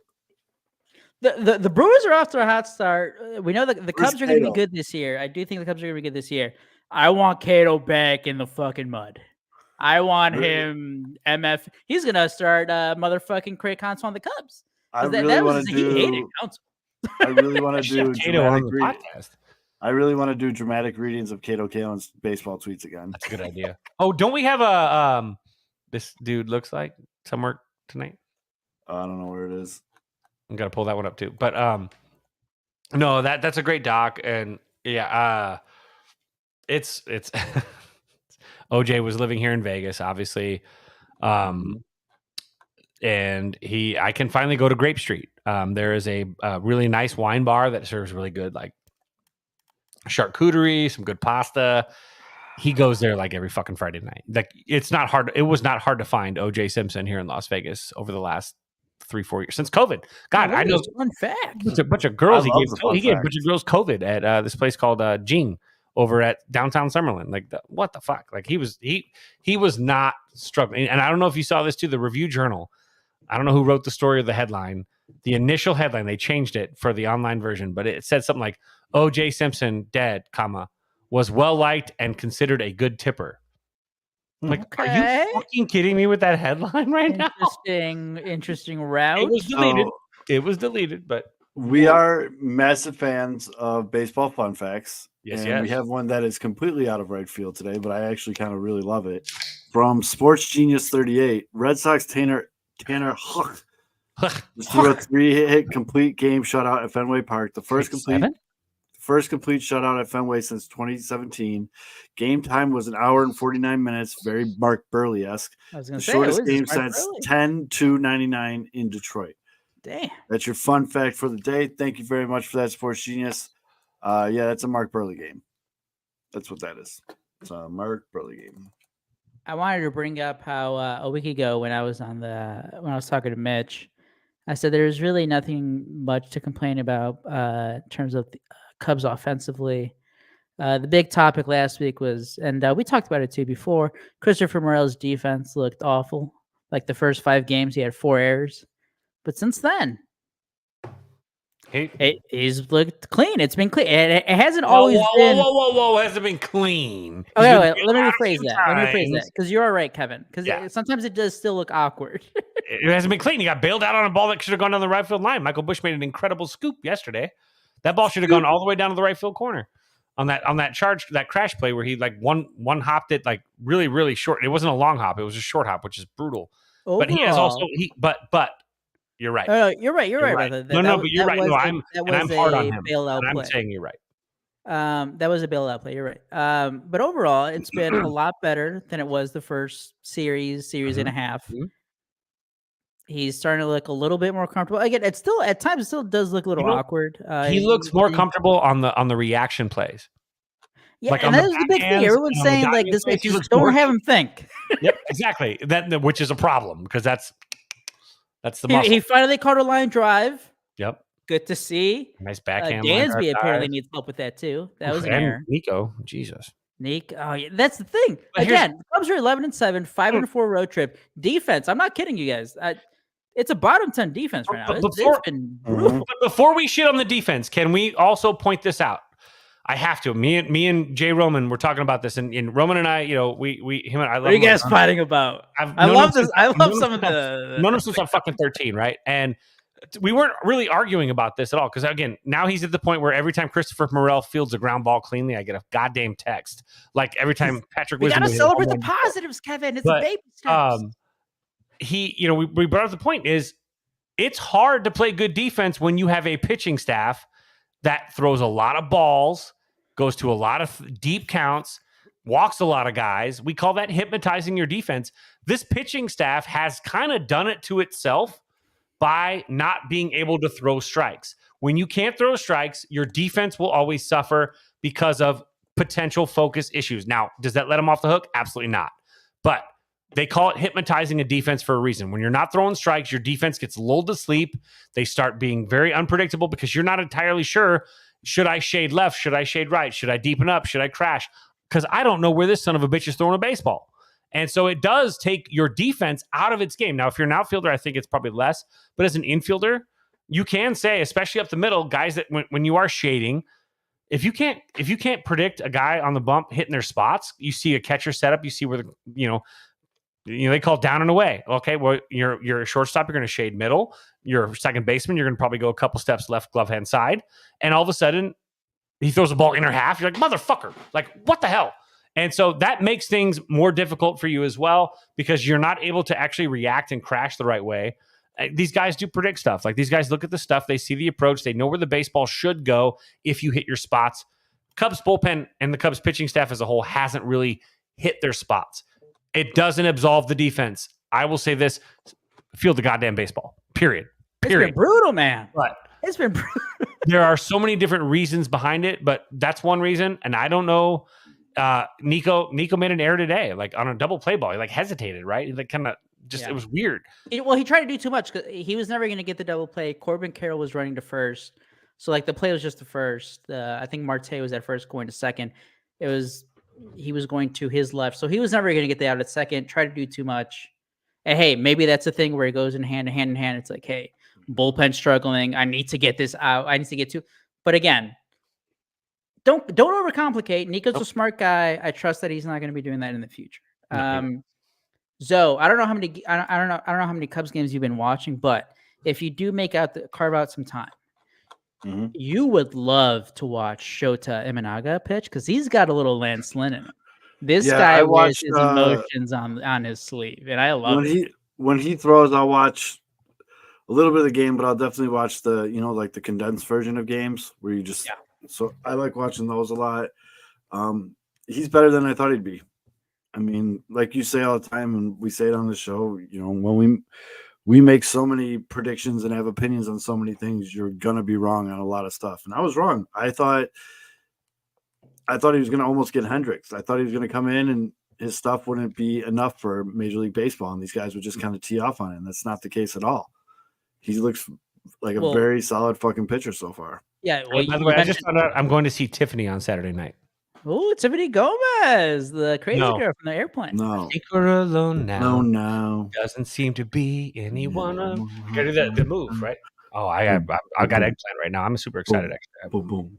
I She's still got her confetti for fastball. you, Kevin. so hot. She's still got her. She's so hot. She definitely still got her fastball. Yep. So you mentioned Kendricks there, and with Shota Old people Imanaga, talk. and that's where we have the inverse, where Imanaga has done a perfect job of locating his pitches. And that was the big thing in spring training, right? And we looked at his numbers in Japan. We're like, why does this dude give up so many home runs in Japan? Japan's not like a power hitting league, right? And it's because he was throwing his fastball down. Guys can get to it, launch it out. What happens in MLB? Guys go for launch angle, so they're looking for that pitch down. But he's adjusted well ever since spring training, like his second start, I think.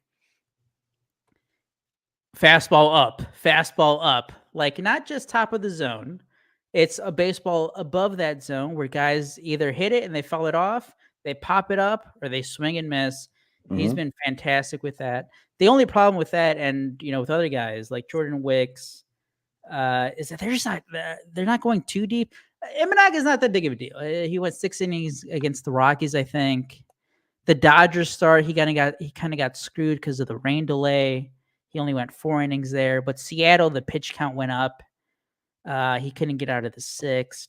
So you do want to see a little bit more efficiency, but so far so good. He hasn't given up a run, so I'll take that. Go 5 innings every time. No. Did you guys see that dude Kikuchi in Toronto? Kikuchi, yes. You see, I like how you say his name.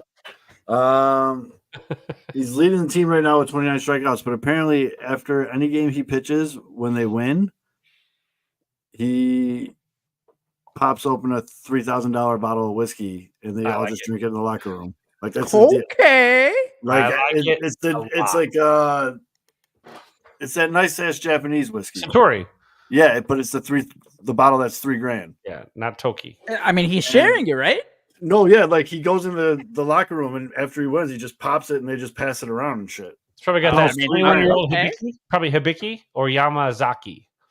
Yeah, I mean the bottle's $3,000, dude. Should we start doing that for every time Shota wins a game? Well, next week we got to buy a $3,000 bottle. Yamazaki's $100,000 a bottle, so it's not Yamazaki. Holy shit! So far, he's only 1-1, so it's only happened. It's only one time. But I guess that was the thing in Japan too, though. Like that's like a common thing to celebrate a win. I don't know if he's got like a sponsorship deal with this, whatever. Could be why. But Smart. Maybe he's just a whiskey man. The Bums need to invite him out. You win because you like to party. It's funny. That's life.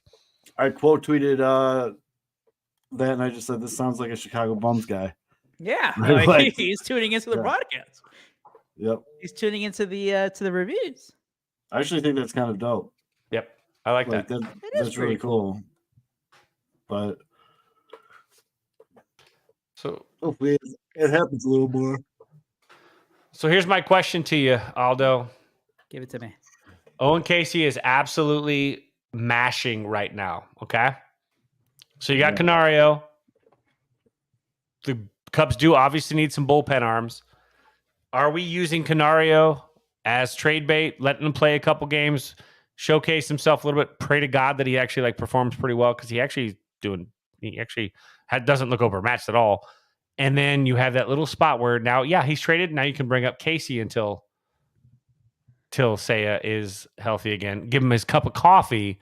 Still send him back down eventually, but let that kid come up and let's see what that kid can do again. What are you thinking? I think ever since he started playing in the Cubs minor leagues, because they got him in 2020 for you, Darvish. Or at the end of the year, he was the unsung guy in that trade, by the way. He was at the time. Hernandez was the guy, right? No, not Christian Hernandez. Who was it? Prasado. Yeah. He had a couple slow starts, but he started to come out a couple years. Or last year was his breakout year, and he's still continued that. And one of the things I've trying to keep track of, seeing other guys who follow the minor leagues and who watch all the games. And shout out to those guys. Has been how is he defensively, right? Because if you only have a left-handed hitter who's only going to settle into first base DH, again, that's not the worst thing. Michael Busch is first base DH type right now, but he's crushing it, right? You take it. That's not a bad thing. But you do get more value if you have a good hitter who plays the outfield. Right. And right now, we've seen it. He has a great arm. We saw it in spring training last year. I think he threw out, I think it was a Bellinger at third base, like on a single to right. He threw out another base runner from left field the other day with AAA. If they believe that he can stick in one of the corner outfield positions, like I think it's not an untradeable. No one's untradeable. But I think it's a harder sell to trade him. And I do think Alexander Canario, similar to Nelson Velasquez last year, is the guy who gets traded. Now, that trade didn't work out for the Cubs because the Cubs got Jose Cuas, who, I'll use Zoe's phrase, he was cheeks this year. Cheeks. Like, he got demoted like a week cheeks. into the season. Keegan Thompson came up. Jose Cuas for Nelson Velasquez, not one of Jed Hoyer's finest moments right now. But I do think because like I said, it's like right-handed hitter, kind of maybe outfielder, and he still is young. Canardi's like 23. I think that is the guy they dangle, and that's the guy I brought up in the White Sox chat. Zoe just shut me down. He's like, nah, pass. But you guys would love it. This dude hit 37 home runs 2 years ago when he was 21. He's got power. He's got legit power. In the major leagues, he's only started like 4 or 5 games. He's shown some. Again, I'm not going to say. Hold up. I'm not going to say he's as good off of 4 games, but he's shown something. Hold on here. Hold on now. Hold on. Shut up, nerd. Hazel May's going to talk to us. She's no, the audio's not on. I thought I got to share the whole. Go to your settings again before you share. You have to go to. This happened to me last time too. Yep, entire screen. Oh, that's what it is. All right. StreamYard's too busy to give me the balloons. There you go. All right, ready? Wind that. He told me he'd like to turn it into a tradition after every Blue Jays win when he's on the mound. And the spirit of choice is no ordinary bottle of booze. It's special, he explained. It's an expensive and rare Japanese whiskey. Spanish Oak. The 2022 edition Suntory, of though. There it is. Spanish Oak Yamazaki whiskey holds particular significance. I wanted to find the year I signed with the Blue Jays. Kikuchi told me he keeps his alcohol consumption to a minimum during the season, but believes a victory is good enough reason to share some of the good stuff with his teammates. I don't really drink, just on the days I start. Go back. That bottle of whiskey, Dan, To the bottle. 3,000 US. 3,000 US. Go back to the bottle. All right, hold on. I need to. I want to check. I want to double check it. All right. So Yamazaki. I'm just looking at the bottle. Hold on. Single malt Japanese Spanish Oak 2022 edition from the Yamazaki Distillery. I got 12-year Yamazaki with that label at $199.99. Is it Spanish Oak? See, that is correct. It's not Spanish Oak. So let's go Spanish Oak. Oak. She emphasized the Spanish Oak part, so I feel like that's like a big that thing. Is actually, yeah. I mean, if you go to one place, but you can, some places have it listed at 4,000 too, but roughly around 3. You know what really sucks? So I'm assuming that was from today's game. Suntory, by the way, if you've never drank Suntory whiskey, I will highly recommend it. It is so smooth. It's actually dangerous as shit because you drink a bunch of highballs, especially. You will look over and all of a sudden notice the bottle's like a third of the way gone, and then you look again and it's gone, and you're like, "Well, hold on, we're not doing whiskey reviews. That's the bums thing. I don't want to step on anybody's toes. Suntory. I don't want something. Well, hey, he did get the win, so they got to celebrate in Toronto. Got the good stuff. Some good stuff. They're sipping in Toronto tonight. I like how he made it. He made it. Here's a question: rocks, water, neat. All three of you guys. Rocks. What do you got, Aldo? Rocks. I'm not a big whiskey drinker, but when I've had it, it's been on the rocks. Depends what it is. Usually I'm rocks. Although I was on the Greek islands this weekend and I had ouzo, I had that neat because then they give. Oh yeah, that I know where that is. That would have been. Shoot some Saganaki. I did. Yes, I was hanging out with the family all weekend. Otherwise, I would have invited you. Greek Island. That was our Christmas Eve place. Every single Christmas Eve for like 7 years was Greek Islands. Oh, it's phenomenal. You can't beat it. And you know who all the That's where rookie Raiders are because all of their eyebrows are singed off because they don't know Right, how to exactly. There's no unibrow. It burns it off. It's amazing. That's where I saw Jerry Reinsdorf and Gordon Beckham having a power lunch together. There you go. Oh, that's right. It's a great place. Yep. Quick Zach, question, guys. Mitch, when is the NASCAR race in Chicago? Oh, That is the July 4th weekend. So I believe it's July 2nd, I want to say this year. Kevin, when are you coming out to Chicago? so my trip was going to be. It was the week that the Cubs opened or finished their series in Chicago. The White Sox had an extra game on a Wednesday, I believe. So it was like a Monday, Tuesday, Wednesday, 2 Cub games and a Sox game. So I think it's the June 20. Is that already booked? I think it's June 24th through the 26th. I think. Well, there's already July booked? 6th and 7th to answer your question. No, Kevin's I don't know.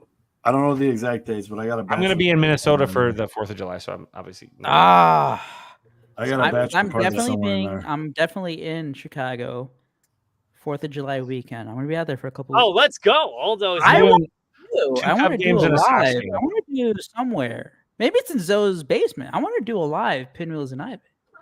So the White Sox play the 26th. It's an afternoon game. I could literally go with the Zoe to the game, and then we can come back drunk and be part of. I can go in the makeup room. I don't have the mics for it, but I like where we're going with this. We could share, Mike. Oh, It'd be yeah, like yeah, cheek to yeah, cheek. Mike. Yeah. Zoe in red. Yeah, we could just set it up on my bar in the basement, and we could put like a computer at the end of the bar or something that'd be like pretty that. A live show meeting about future show.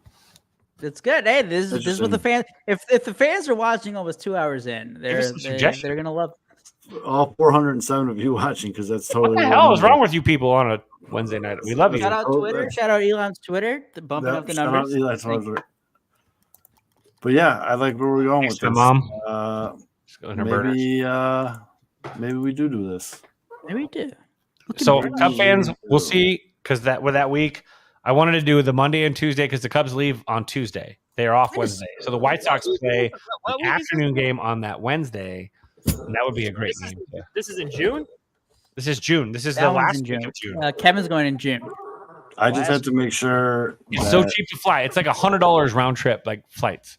So I do not know the days of this bachelor party, but I know I'll be it's in back. the Pee June or break. July. I have No, I many think. Hold on. couches- We're gonna wrap many it up. couches to We're crash over on. 2 hours. It's okay. All right, Kevin, thank you still got everybody. another hour? I can go another hour. One more hour.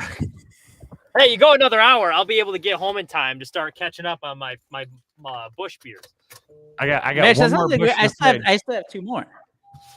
Oh yeah, you're only at Old 4? man Zoe's gonna sign off. And then Zoe is gonna sign off. You guys can keep going if you want. Hey, yeah, let's keep party going. You We guys can't. keep We, going. we're not done until Aldo's done. That's the truth. I'm No, gonna I keep said I was drinking. gonna take it easy. I still I'm got gonna 2 keep more. drinking No. Busch Lights until I'll Aldo's done. represent I the don't know if Sox. that's. I'm on 7 now, but it's fine. Well, No, at least no- for the next 10 minutes till I get back. All right, Zoe, sign it. Yep. Sign off this portion of the show. Do the sponsor thing so that we can say, hey, I don't know how Homage. much. 15% isn't it homage though? Is it homage? I think it's homage. It's homage. It's Homage. homage. I call it homage. I didn't want to It's be that homage. guy, but it's Pretty No, sure homage. that's right. No one says homage. I say homage. Homage. Who says A homage? lot You of people shouldn't. say homage. It's homage, but a lot of people say homage. Homage. But- Ask your editor. yeah. English Homage. is my second language. Go get your shirts. I saw that, Mitch. What? Mitch, were you stripping? What was that? No, I said ask your editor, and he Go get your shirts. Go get your hoodies. Go get your jerseys. Go get your hats. Everything from Homage. homage. There's a link in the chat that you can use, and there's also a link in our daily email newsletter as well as on the app that you can use to go get. I think it's 15% off your purchase. Yep. It's definitely worth it. High quality stuff, fits really well. They got really cool designs, a lot of options, if you will, for every team, not just baseball. They got everybody covered. Go check them out. JPO. Make sure you use the link. Make sure you use the link. Yeah, let's talk shit about our sponsor, Mitch. Our new sponsor on the first episode. I'm just giving him suggestions after I buy my winning ugly shirt. He's over there. No, the best part of this is that Mitch is over there right now. Like he's obviously, you're like, I don't know if you're loading up an SD card or what are you doing over there, but you're doing some work at the same time while listening, and you can see you mumbling. And you're like, Lucky for you, they do have a race. Where's the fucking NASCAR shit, bitch? They do have a NASCAR section. Hey, see, there we go. That's a good sponsor right there. Just asking. It's my job to ask the hard hitting questions, though. Don't let him off the hook, Mitch. Go get him. That's right. We got an Indy 500 long sleeve shirt. Yeah. Ooh. Oh, damn. These MLB home whites that they got here. Got a Columbus. What's a Columbus 500? Is that I want that Cubs jacket. Columbus 500. What the fuck is that? Their Cubs jacket is so Ohio sick. State one. That's right. I think I have a picture of their Cubs jacket. No, I don't. Oh, I thought it was in here. Damn, I used to wear that Cubs jacket back when I was a kid. Like that is a beautiful. They have some really nice. Wait. It does look like it's mainly Indy 500 stuff. Oh, god damn it. I might buy this right now. Nothing wrong with that. Chicago White Sox jersey logo lightweight hoodie. It's basically a lightweight hoodie with the White Sox logo, but they got quality stuff. I'm going to use that link to get 15% Oh, but I off. love these MLB Jam shirts. This one's Kevin's So going to you should- get Dawson and Sandberg. Yeah, I got a Dawson Sandberg, and then that's what Swanson I and got Tony? Swanson and Belly. I got the Grateful Dead Cub shirt too. I was just going to say, for all of you Deadheads or enjoyment of the Grateful Dead, they have a Grateful Dead collaboration for pretty much every sports team has their own design. This is the White Sox one with the Steal Your Face logo. But then I got the Cubs one coming. They got the Cubs one. There's a lot of them with Jerry Bears. Like I said, the Bulls one's really cool. It's got the Jerry Bear Duncan. Good Bear stuff. They have The a Cubs whole red and blue looks. It hits hard though on that Grateful Dead, like the blue and red. I do have to go potty. See, Aldo doesn't realize you can actually. You guys might not know this. I might have peed 3 times without even leaving. I know, you just go. It's fine. I think this is the first time we've done like Just some go, good, man. good old drinking content on Pinwheels and Ivy. Give me that beer, you pumpkin pie haircutted freak. Oh yeah, no, the Cubs definitely have a very good Grateful Dead shirt. I didn't look Red at and it. blue is good. Yeah, that's a cool color shirt too. I like that light blue. Yep, that's the one I got. I'm more about stoked for the that one. 500 shirts here. Wait, Just apparently it Which, takes 9 days to get out to the Vegas. Arizona's like the mountain time zone, and then we'll get Pacific tomorrow. I hope. what Fight Chris. what shirts did you get, Mitch? I have not bought one yet.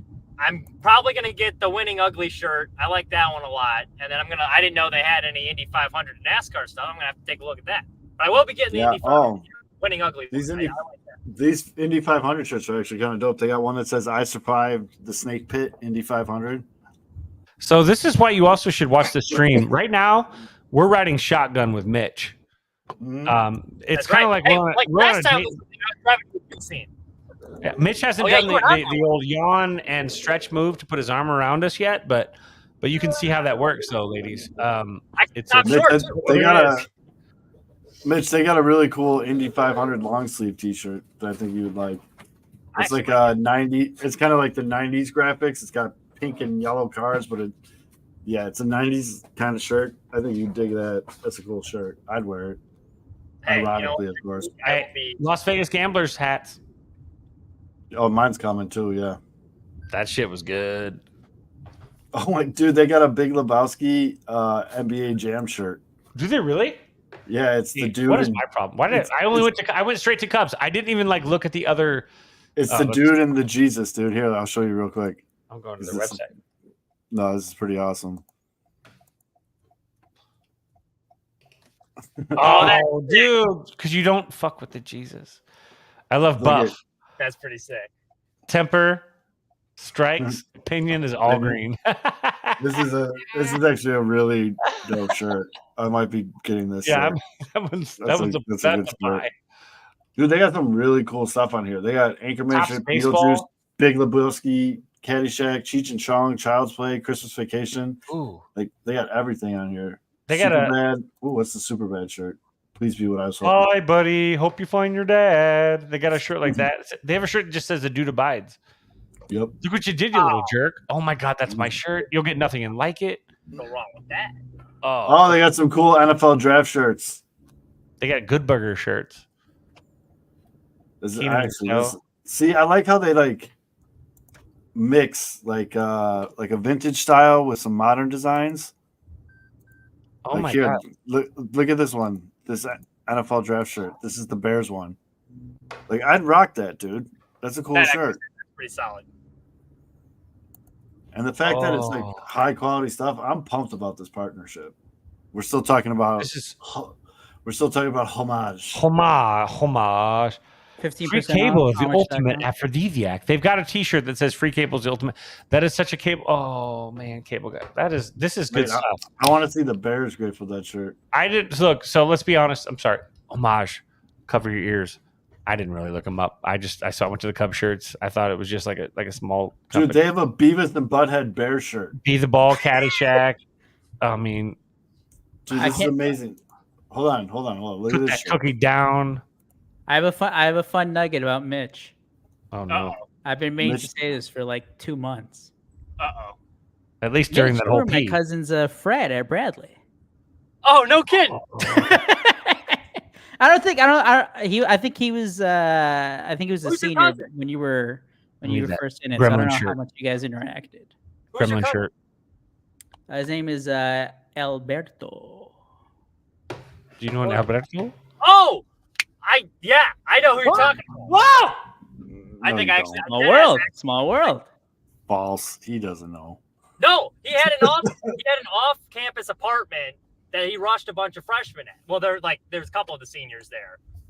If it's the same guy I'm thinking. Is that where you guys did the old hippo No walk or whatever it's called? that was the thing. The We elephant don't walk. watch it. That's We what it's called. didn't haze at SIGAP, allegedly. The elephant walk. No, You guys like maybe that picked was stuff not up with okay. butt cheeks? Thankfully, I would have dropped if that was something. Yeah, for me. dude, I can't look at this website that much longer because I'm going to spend a lot of money here. Well, I mean, Zoe, take those White Sox winnings. I might just take them all and just. Mitch, Oh, are you my- still pissed that Zoe's winning all this blood money? All my Blood blood money. diamonds? I am a little pissed, quite frankly. All You're my not a true blood money. You're not a true Sox fan if you're betting against your team. I don't like. Yes, you are. Ooh, true Sox fan off. I don't think it.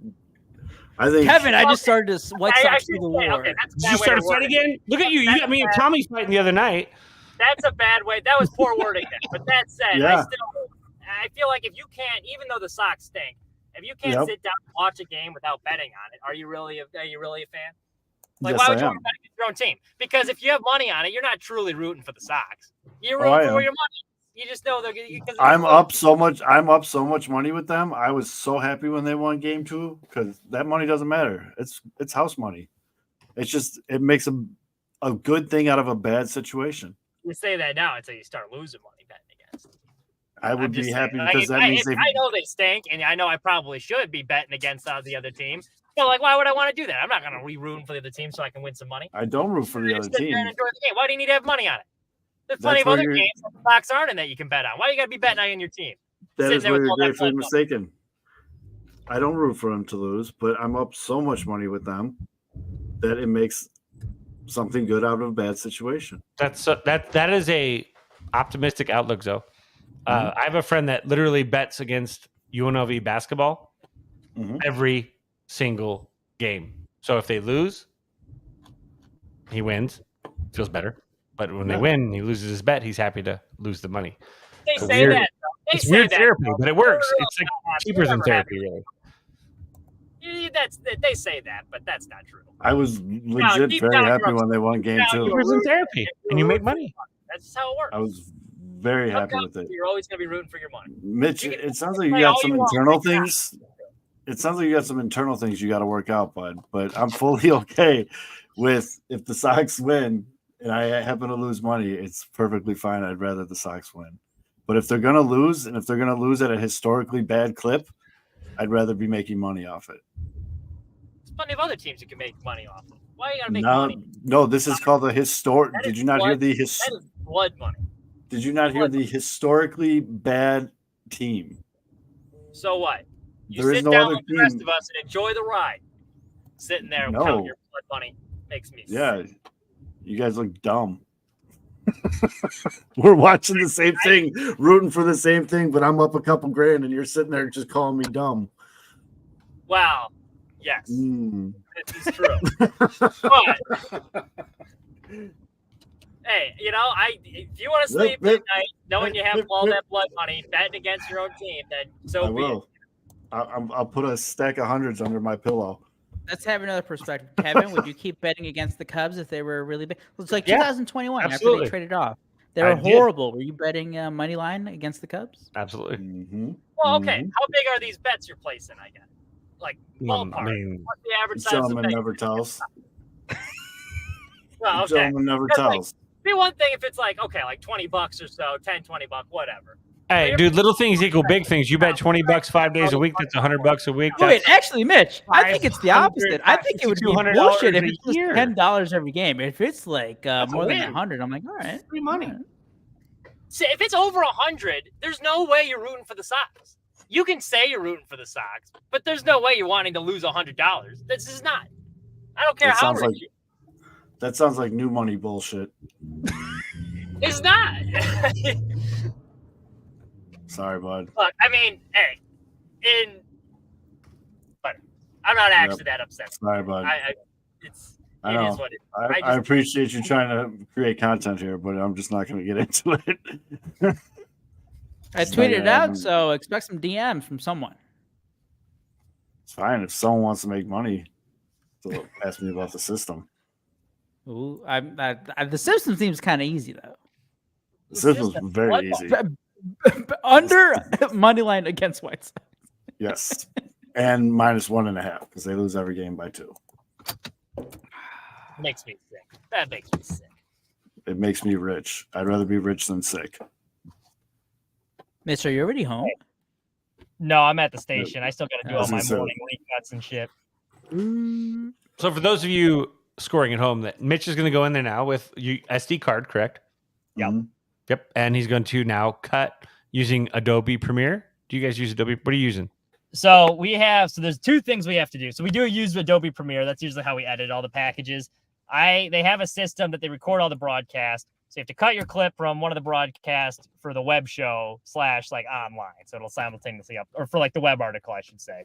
Then you also have to do a recut for the morning show. So like a shortened version that the anchor would just read instead of like your long version. And then with the stuff on the SD card, you got to like edit new video that fits like a 30. So basically it was like a 2-minute story I did tonight. I have to rewrite it into like a 30-second version for the morning. Although I just quote tweeted your tweet. Love that. Hey, we're in content. Love it. right? We got- Love it. Love it. Love it. Love it. Sorry, Mitch. That's the best. Oh, jeez. Well, what'd you quote tweet him? What did you do? I quote tweeted all those trying to stir the pot tweet with "I'll wipe young Mitch's tears with a couple Benjamins." What is the White Sox schedule in early July? I want to see Mitch in town betting on the White Sox against betting against. I the will. White Sox. You know what? I lost money on Saturday betting on the White Sox, but I slept well at night knowing I bet on my team, and they let me down. But that's okay. Let's I see, did. July. What days are you coming in, Mitch? I'll be there. Well, there's a few. I'm trying to come up from one of the bums tailgates, but I will be there the July 6th, 7th for NASCAR weekend. Okay, so that's against the Marlins. I'm Right looking now, now, a bad Alex. team. Okay, I can wear my Tim Anderson jersey. Wait, There we go. Now we're talking. shit. Oh wait, no, that's Alex- on the road. On Alex, the road. can On the I road. see your view right now? Holy shit! There's a massive fire, like across the street from where Alex is. What? Like that's a whole house burnt down. Oh, That's some wild ass shit, dude. Go to Alex's timeline. That's Speed. some wild ass shit. Ooh, boy. I mean, you guys are okay, right, Alex? Alex. Oh wait, I went to his. Oh god, dang it, Alex. Sorry, I went to your OnlyFans. Great dong pic. A lot of feet. A lot of feet. Oh Is shit. that that's a toe. Yeah. Oh, where'd that helmet come from? Oh, that's from Alexis' apartment. Yeah, dude. That's a whole ass house burnt down. It's not something you see every day. Oh, it's a big. In other news, the Bulls just won on an 18-2 run. Kobe White's just teabagging the Hawks Somebody right now. lose that bet. 105-87. Sure, you bet on Atlanta too. I bet Atlanta plus 10.5. Shit. I didn't bet this game. I was busy doing this. I didn't bet the game. I did bet Atlanta plus 10.5.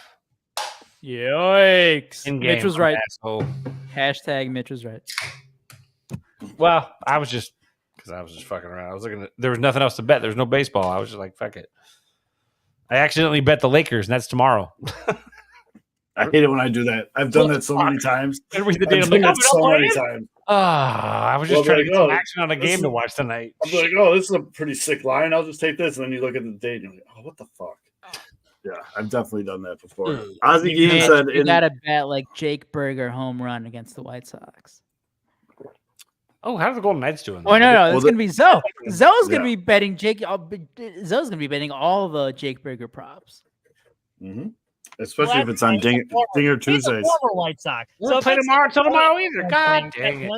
If you're betting on your team, though, let's just put it this way. The White Sox are about to go to a series in Philadelphia. I'm going to bet against the White Sox. I don't have to bet at all tomorrow because apparently I've bet 3 different fucking games that are Thursday games as I just checked the app. Golden Knights. One of those games. You guys got Bulls or Heat? Well, Jimmy Butler can't walk. So Jimmy Butler's done. Interesting. I did that. Whoops. Interesting. I guess that they're going crazy at the Madhouse on Madison while Jerry Reinsdorf just counts his money for putting out mediocre teams. Mitch had a solid take on that, on the argument of not going to games. So, hey, I got to say this. So we talk about Homage, our sponsor, right? Homage. My buddy, Michael, is an Ohio State grad. I told you it was Ohio State guys that made that. Sent me a picture of him wearing their original gray shirt, black script, Ohio from 2007. Go buy shirts. It was like, he's on their website buying shirts right now, but he's like, hey, I have the OG. He's right. Well, make sure you go buy shirts. See, now using our link. No. Tell him to wait for the QR code. Tell him to slow down and use our link. No, slow down. Yeah, hold on. Whoa. Use the link. You slow down, and before you. Oh wow, what is he? Oh man, yeah, that's old. Wow, we're old, by the way. Mm-hmm. All right, no, 40's the new 20. Shop. I'm with you though. I don't fart. I like this. I fart. Literally, there's a shirt series that says "I love to fart," but with a heart. I've said it before on the show. Like, I know the team sucks, and I know the whole like don't give Jerry Reinsdorf your money, but I've also said like I'll never get these years back. Like my kid will never be 3 years old again. I'm gonna take him to games. We're gonna go to games. Absolutely. Well, that's what Mitch was talking about. That was Will's pregame show Wednesdays at noon. But Wednesdays at noon. It's not gonna make you not going to games. Is not going to make a difference in the grand scheme of things. Because number one, Jerry at this point probably wants people to not go to the games because it helps his argument getting a new stadium. Moving the team, absolutely. You saw A's fans protest by not going to games. How did that work out for them? It doesn't make a difference. You want to go to the game, go to the game. And quit ripping on people for wanting to go to the game. I got no issue if it's a nice day in the summer, even though the Sox it rained. What happened? Oh, you did the rain? What if I did the magic trick? Will that work? Look at it's my thumb. Will that I'm give so me disappointed this doesn't work for me. Get the special effect comes out. Get my special effect. But oh my god! Also, it doesn't matter because eat your heart out. Jerry Reinsdorf is just laughing because the Bulls just finished #1 in attendance again in the NBA. He doesn't give a flying fuck. Why would he change? Why would he? I know this hasn't really come up lately, or it's been kind of in the conversation, but it hasn't come up since the first report started about the whole how they were trying to look Bush to get into that lot in Chicago and trying to build a new stadium. All night burp. Are you guys at all worried now? I know Zoe, you keep bringing it up. It's like, hey, Jerry keeps fucking tanking the team. No one's going to these games. Is he going to use this as an excuse to move? Are you guys at all worried about that? It seems like it's a playbook, and I think, Mitch, you'd agree, the playbook. You put a shit team on the field, people stop going, use that as an excuse to move the team. It's just, it's so fucking obvious. And yes, if I'm worried about it, I think we're all over it. Jerry's been threatening to move this team for a decade, and it's just kind of like, ooh, okay, just do it. They won't. He won't. Well, they're not going to move until that They lease will is never up. go. He's going to make it hard for them because they're original American League franchise. Don't let Jerry gaslight you. The White Sox in Chicago are as iconic as any franchise in the history of Major League Baseball. They're not leaving Chicago. Just let that son of a bitch think he's gonna. It's absurd. At some He ain't point, going anywhere. He's just gonna threaten. At some point with the Bulls and White Sox, like what's Jerry getting out of it? At this point? Like the whole city hates him. Is that really how you want to die and have your legacy be remembered? Just So sell this the kinda team goes at that back to point and the- at least leave on a high note because he's This going to kind be of goes going. back to the whole blood money thing you were mentioning. He doesn't give a fuck that everybody hates him. He's a billionaire, and his kids are probably set up, so he can give a Well, fuck. that's what I'm saying. Matt So like, he Sawalski doesn't hates need him. any more money. Like Yeah. that. What? Like, why not just sell the team? At least leave on a high note. Because you still, like, Mark I mean, you Cuban. still want to be remembered that way. Like after you're gone, like everyone hates you. I know he doesn't give a shit about it, but like, at what point? I mean, I wish Mark Cuban owned the Cubs. Would you guys like Mark Cuban as your owner? 100%, yes. I would 'Cause love know Mark he was- Owner. he I'd was start rooting for the White Sox even harder. Like every That dude makes every you free love- agent is getting overpaid. He will just the best free agent of every class. He's going to and go. every We'd player have and employee Ohtani. is getting We'd treated have, right. we'd have everyone on that team. But every especially- employee and player is getting treated right too. Like he treats 100%. everybody across the board the right way. Well, do you know who kept Mark Cuban out? I think, right? I think wasn't it Jerry? It was Jerry. I think it was Jerry. Jerry's like, no, we don't need this fucking guy who's going to be spending all this money on free agents and Yeah, it's driving kinda up like- the cost. It's kind of like what they don't like with Steve Cohen. homeboy for the Mets, Cohen. Cohen. Yeah, They Cohen's hate like, how much he's spending because he's actually like trying to win and spending Look, money on good players. I know it's and- not working. love Vincent D'Onofrio playing him in the movie. What was the movie? With the selling the stock, the GameStop. What was Big it called? Short. Big Short. Yeah, Big Oh Short. no! No, The GameStop one GameStop was what's it called? I haven't seen that one yet. Oh, It's it's a so really good. movie. I It's know what really you guys are talking about. But I don't know that title. It's called like Dumb Money or like Dumb Money, Dumb Money, Dumb Money. Yeah. Dumb And Money. Vincent D'Onofrio plays Cohen. Okay. So I and didn't know that he was doesn't Cohen, he's not hateful or like he plays him perfect. Like it's great. That movie 100% is worth watching. That movie 100% underrated, went way under radar. It's if you like Big Short, it's absolutely like a must watch. Mitch. Was it? Quick question was here. it? You're the youngest guy on the panel here. What are you training? Like- What? I'd say he's the youngest guy. I'm Okay. setting up the question here. You're right though. Like what are your like when you saw the news OJ Simpson dies, like what was the first thing that popped into your head? Like what was your feeling? You could have gave me 100 guesses. I did not think. Well, because we talked about it like an hour ago. Come on. Can I be honest? When Yeah. I first saw it, What do your generation think about the Jews? No, that's what I'm trying to get to. Like he's younger. right? It's like So- what? Knee jerk was the action was. Oh, I hope they don't assign me a story on this. Well, that's the job side of it, man. Yeah. Come on. That was the first thing that popped into my head. Little surprised though. I didn't even realize he had. is loose. I didn't even realize that he had cancer, and it was kind of like a mixed bag because I saw the ESPN 30 for 30 on him. I thought that was like really well done, and I understood his like cultural significance because I arguably probably the best Bills running back of all time. And then you got the TV stuff and Naked Gun, cultural icon, but did kill two people, so he's kind of a scumbag too. So yeah, I didn't even Allegedly. A little kind of. Not guilty, bro. Not guilty. I have. Ooh. Judge Ito laid it down. But I mean, He you did. guys don't remember, like, I was in like fourth, fifth grade, whatever. They rolled in the TV and like the whole school watched that verdict. What It was grade? like a big ass, I don't know, what year was it? 94 91, was wasn't when he it? was. Hi, Alexis. chased. Mind your fucking words right now, Zoe. Why? You're old, dude. Just accept I was it. That's a- all right. I was- Hey, I we was only a- got an age. It was the end of my junior year of high school, so if you say anything in elementary Alexis school, Lopez I has want to entered the die. chat. I was getting Yeah, tongue let's tortured go by to the Michelle NFL, right? Smolinski in my basement at Wait, that. I during just the chase. remember I remember You're the the Bronco chase. chase. I was so pissed because I was watching the NBA Finals with my dad, and I'm like, "What the fuck is this? I don't care. I want to watch basketball." I was my biggest crush ever was Hello. trying to get me to make out with her, and I didn't get it. And then the OJ chase happened, and I was Wait, watching. wait. What year was it? What year did he get 94. the? 94. 94 was the chase. I think the trial I was in right fourth after. grade. Yeah, trial started sometime, and it actually concluded sometime in the fall of 95, I think. So then I was in fifth grade. Oh my god, damn it! Yeah, I was That's 4 what it is. years old, young, strapping young man. Mitch was still swinging around his daddy's ball sack. yeah.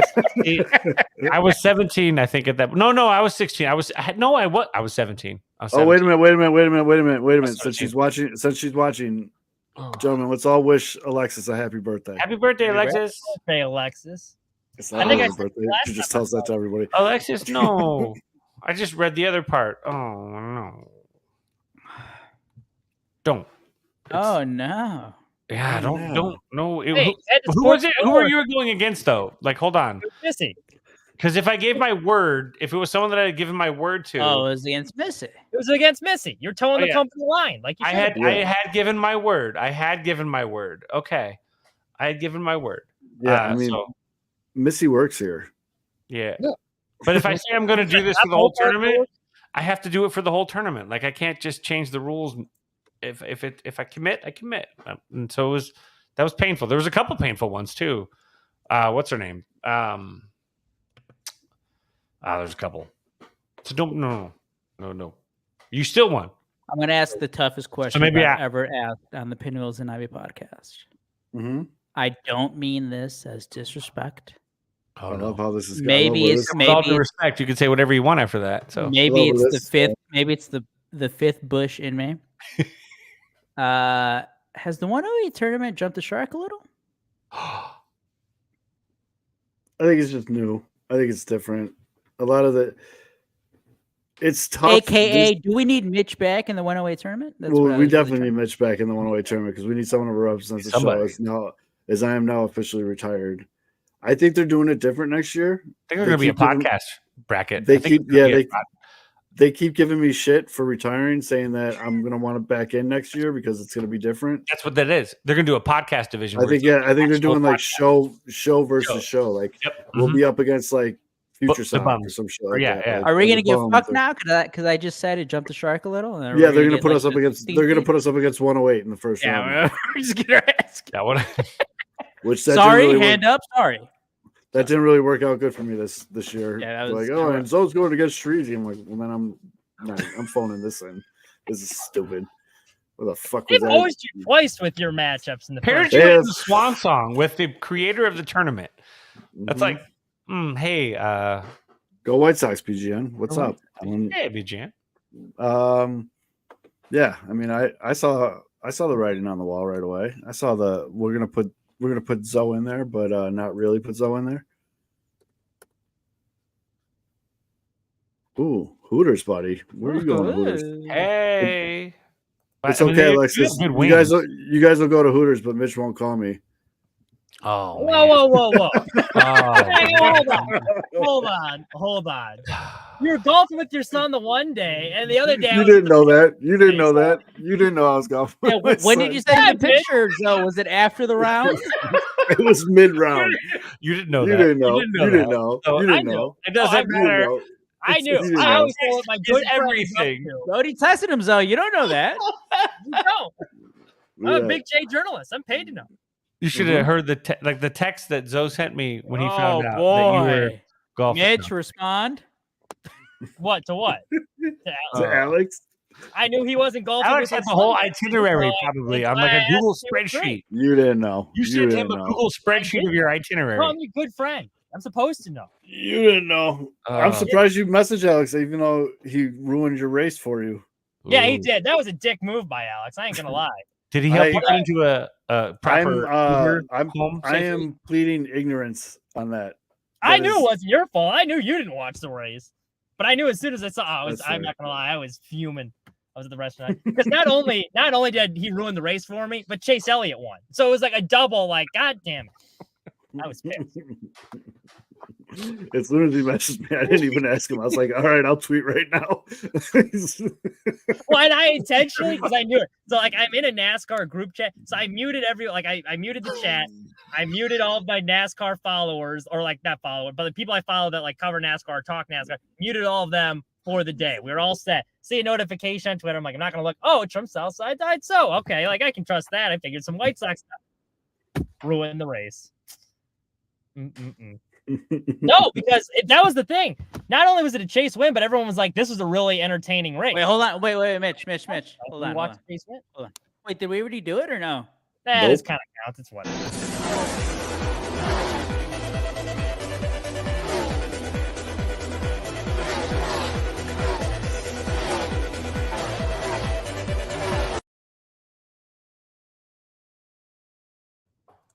You know, it was in Texas. It was setting up to be a good race. Chase Elliott won. He was sponsored by Hooters. Of course, a scumbag like Chase Elliott would drive that misogynistic restaurant's car, but you know, I heard their wings are pretty good there, being honest.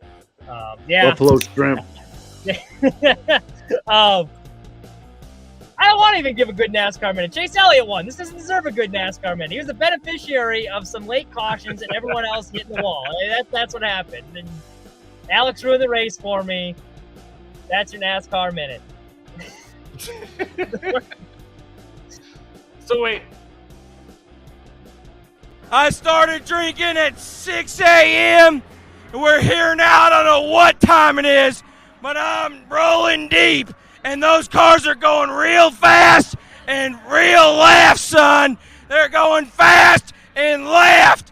Fuck yeah! Kick rocks, Mitch. Now, I will say, for that race, at least my guy, Kick Rock's Mitch video will make me laugh till the day I die. so at least cool on Daniel that lazy boy, Suarez, too. the one good thing that happened out of this race, Daniel Suarez, the guy I'm rooting for, he was like mired in the back of the pack. And so like all these cars started to pit and they were like, hey, let's stay out. We know our car's not very good and hope we can get a caution. Well, sure enough, they got a late caution. So now all those cars that had pitted, like they had either put a couple of them a lap down. So he was able to jump like half the field just because he stayed out. And so he went from being like 30 seconds and he finished top 5. So that was the only good thing that came out of this Chase Elliott victory in Is Texas. this an answer to Alex's question? Did this guy win a 500? That guy did win a 500. And you're not in Hooters. Who's winning Talladega? Checkmate. No, you're thinking of William Byron. Oh. But I didn't actually eat at the restaurant. I was just outside. Oh, sure you were. True. I've never. I hear the wings are good, but I've never eaten at a Hooters. Been to a This Hooters guy's definitely hit on a Hooters waitress before. Mitch, who's winning the Talladega 500?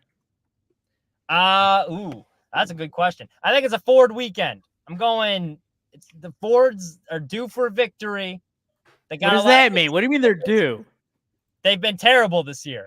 They have not won any series. So I think it's going to be the Fords. Brad Keselowski's due. I got 3 guys that I like. I think Ryan Blaney, he won the race last year. He's always good on super speedways. Brad Keselowski, he's a good speedway racer. He hasn't won in a while. He's due. Alex, give me your pick. What's the pick this week? We need Alex versus Mitch, NASCAR pick. Okay, that's fine. Alex It's funny. It's funny. It's a dog. He's got a gun. It's funny. Has CPD ever said what happened at that White Sox game? No. Who brought in the gun? It's just the bullet came from 3 blocks away and it magically went up and down and hit that person. It's kind of crazy how there hasn't been any update in like a year. Yeah, it's wild. Mitch, what's the piano chord? This is Yeah, who are you tying up? Oh, it's a phone chord. Never mind. That's saying Chevy. Wait, what are you talking about? That's good old strangly. I use that to strangle people. Honestly, Chevy, like if you want the value, like a super speedway, anyone can win. So Chevy, yeah, I mean that's probably the obvious. They've been running the best this year, but Fords are due for a win, and it's a super speedway. So that's why I'm going the value pick with Ford. I just can't stop fucking laughing. God damn it! All right, 18 holes right now. Who has a lower score, Zoe or Mitch? Oh, I'd smoke them. I played with No hesitation, too. That was like smoke. I'll smoke them. But fine, you I'm know playing- what? So I will make sure. I'll text you the week before I'm coming up. No excuse Good. next time. We'll play 18. You guys get a I whole am- week of practice. You I am probably will. playing You real- play a lot more than me though, so you know. I play like once a week. No, I, you do not get to pepper in excuses. Mitch, how often do you play? Mitch, how No, often I'm do saying right now, I'm Last- playing really good. I'm playing really good golf right now. I'm playing almost where I was in college. I'm playing. So last weekend was the first time I've gotten out this year, and then I'm playing again this weekend because for a golf tournament for SIGAP, they got like a charity golf event. So I'm playing in that. So Where's that at? I'm gonna. Best Peoria, you want to come? Peoria, head down to What is Peoria, Illinois. best ball. Oh man, imagine Zoe showing up Mitch at his own chair, like his own charity event. I'm actually. I'm sick up too. You I could. was- Me and Mitch Frat are. brother. Zoe, you could be Rivalry. We've said this Eskimo before on the show. brothers. Me and Mitch are frat bros. That's how I knew he was golfing with his son, and why I didn't text him to go to the Sox. I knew what his serve was. That's what my he was fellow just brother digging. was Now, up to. now he's digging. He's digging. Bulls did win Bad. tonight. 6-7. Bulls are gonna win by 21. I'm glad I bet the Bulls because I bet. Zoe, what's been your best I score right tell now? her. Why are Shit. you playing so good? What's kind of Yeah, better? what do you typically shoot? Before I start talking shit, like what's your average? Oh, like 100, like 125. You should give me. 20 strokes Okay, a hole. I Okay. feel like that's some bullshit. Come I on, figure video Zoe. game Like my scores. first, What's been your my best first- round this year? Like last weekend, it was not one of my better rounds, but it was first time out. I shot a 92, which is not great. Yeah, Usually, I'm in I like play- the 80s. So I have a 3-year-old, so it's tough for me to play the full 18. So I'm a big 9-hole guy, But I think I've only gotten out to play 9 3 times. Yeah, 3 times outdoors. There's been some simulator stuff, but 3 times outdoors. My best round out of 3 right now, I shot a 1 over 33. The other day. Oh, you would, yeah, he's gonna kick my ass. Usually, I play like bogey golf. I should like. all yeah, right. Zoe, yeah. would you give him 23, would you give 44, him something like one that. stroke on everything except for the par threes? Fuck no. Ah, Not after you talk that shit. I ain't talking any shit. You were the one No, that started. the big difference is I haven't purchased a new driver in about 6 years, and technology in golf moves very, very fast. are you gonna get yours And- 3D printed like DeChambeau? He just No, bought I it wish I did. with all that blood money. So I took some of the blood money and I went to my local golf shop because I don't like to purchase in those big box stores. I went to my local golf shop and I purchased the new Callaway AI smoke driver, and it has a technology where the club face you just can't miss. I mean, even if you miss hit it, I've tried. I've hit it off the toe, off the heel, off the bottom, off the top. They all just go. It's That's like what idiot proof. wasn't that what Bryson DeChambeau was saying with his new 3D? With this 3D, club? yeah, but he does something weird where he does all his irons the same length because he has Yeah, like some and he's got like scientific like thing and- float his golf balls, and if they sink, then he throws them out. He does a Yeah. bunch of shit. But- Okay. All I know is I joking played aside- with golf clubs where my driver was the size of about this for about 20 years, and I've just got a new set Damn. of clubs where I have. Kobe White dropped a 40 piece in the play. Oh no, he was fantastic. Loaded. Okay, That's- all jokes that's aside, not I cool. do Actual think size. this could be. I do think this could be a fun thing between Zoe and Mitch. But it does wanna know sound the like golf, Zoe, though. you are at the top of your game right now, or maybe getting back to it. We're getting there. I'm How playing can we pretty make well. this competitive between you guys? It would have to be. Let You probably I would. think it sounds like you have to give some strokes. I probably would on everything but the par 3. I would have to probably. Par do Mitch, it. you accept? I'll say it. Yeah, I mean that's a big gift. If I give him Yeah, a stroke a I mean, hole, it is. I mean if he's If I Yeah. get a couple more rounds of practice where I start getting back to my high school form, then maybe you wouldn't even have to. Like you probably Oh, here I- we go. it might just instead of a stroke a hole, I might just give him 3 aside on the total. So he starts out -3. You guys playing double holes? Or you guys going like full, like just meltdown? We're going full shocker. I knew where you were going with that. No, I mean, my weakness right now is longer irons. I gotta get those dialed in. I'm pretty good from 120 in, and I can get the ball off the tee, but I gotta everything Mitch, in what's your between needs to strong get suit? worked out. My short game's been good recently. Ooh. Like right around the green. My putting's pretty good. And my That's irons why we pretty should good. play The best tee ball. shots are sporadic, which is the issue. Like I'm bad off the tee. The irons, I'm striking the ball well, but it's kind of inconsistent. I'm like, at least last week, I should say. Yeah, usually the short game's my where I'm strong. We got to just wait for this weather to turn. It's supposed to be kind of cold again next week, so we're still in the part of the year where the Chicago weather is very bipolar. You guys. Aldo, what's gotta your do something temperature for that today? July weekend. Aldo, what's your temperature today? That was like 90 something. I probably turned on the AC, right? I turned on the AC. Should have done this so when I was still working. Yeah, for we got Chicago 86 Golf, I today. It could've was snuck you 86. on as a guest. It's 86 here. Yeah, there's no excuses here. Yeah, I mean, We would have set this up about a year or two ago. I could have snuck you on when I was still working at Chicago Golf. That was when we did. I'm very Still got the much. connects. Come on now. Are we gonna do this I golf? don't. You thing, have to be though? like- You're gonna do this golf thing. I'm very, very much a muni warrior. I like playing municipal courses. I like playing. You like Harry Busch. Me too, but like that one, that's like one of those courses. Like Playing it So are you really in means the you league? like Harry Busch. I'm sorry. That just that doesn't start till May, but yeah, Tuesday night men's league. all right, I really But do again, have to that's- go back in and start working on my morning. I show. really Oh. need to go because I gotta work in the morning. Aldo, where are you at? This is the last one. It's half a beer. We can sign off. It's fine. No. Well, you guys can do this off the live. So for Yeah. Mitch, Biz, and Aldo, I'm Zo. That was a 3-hour show. We love you. Bye.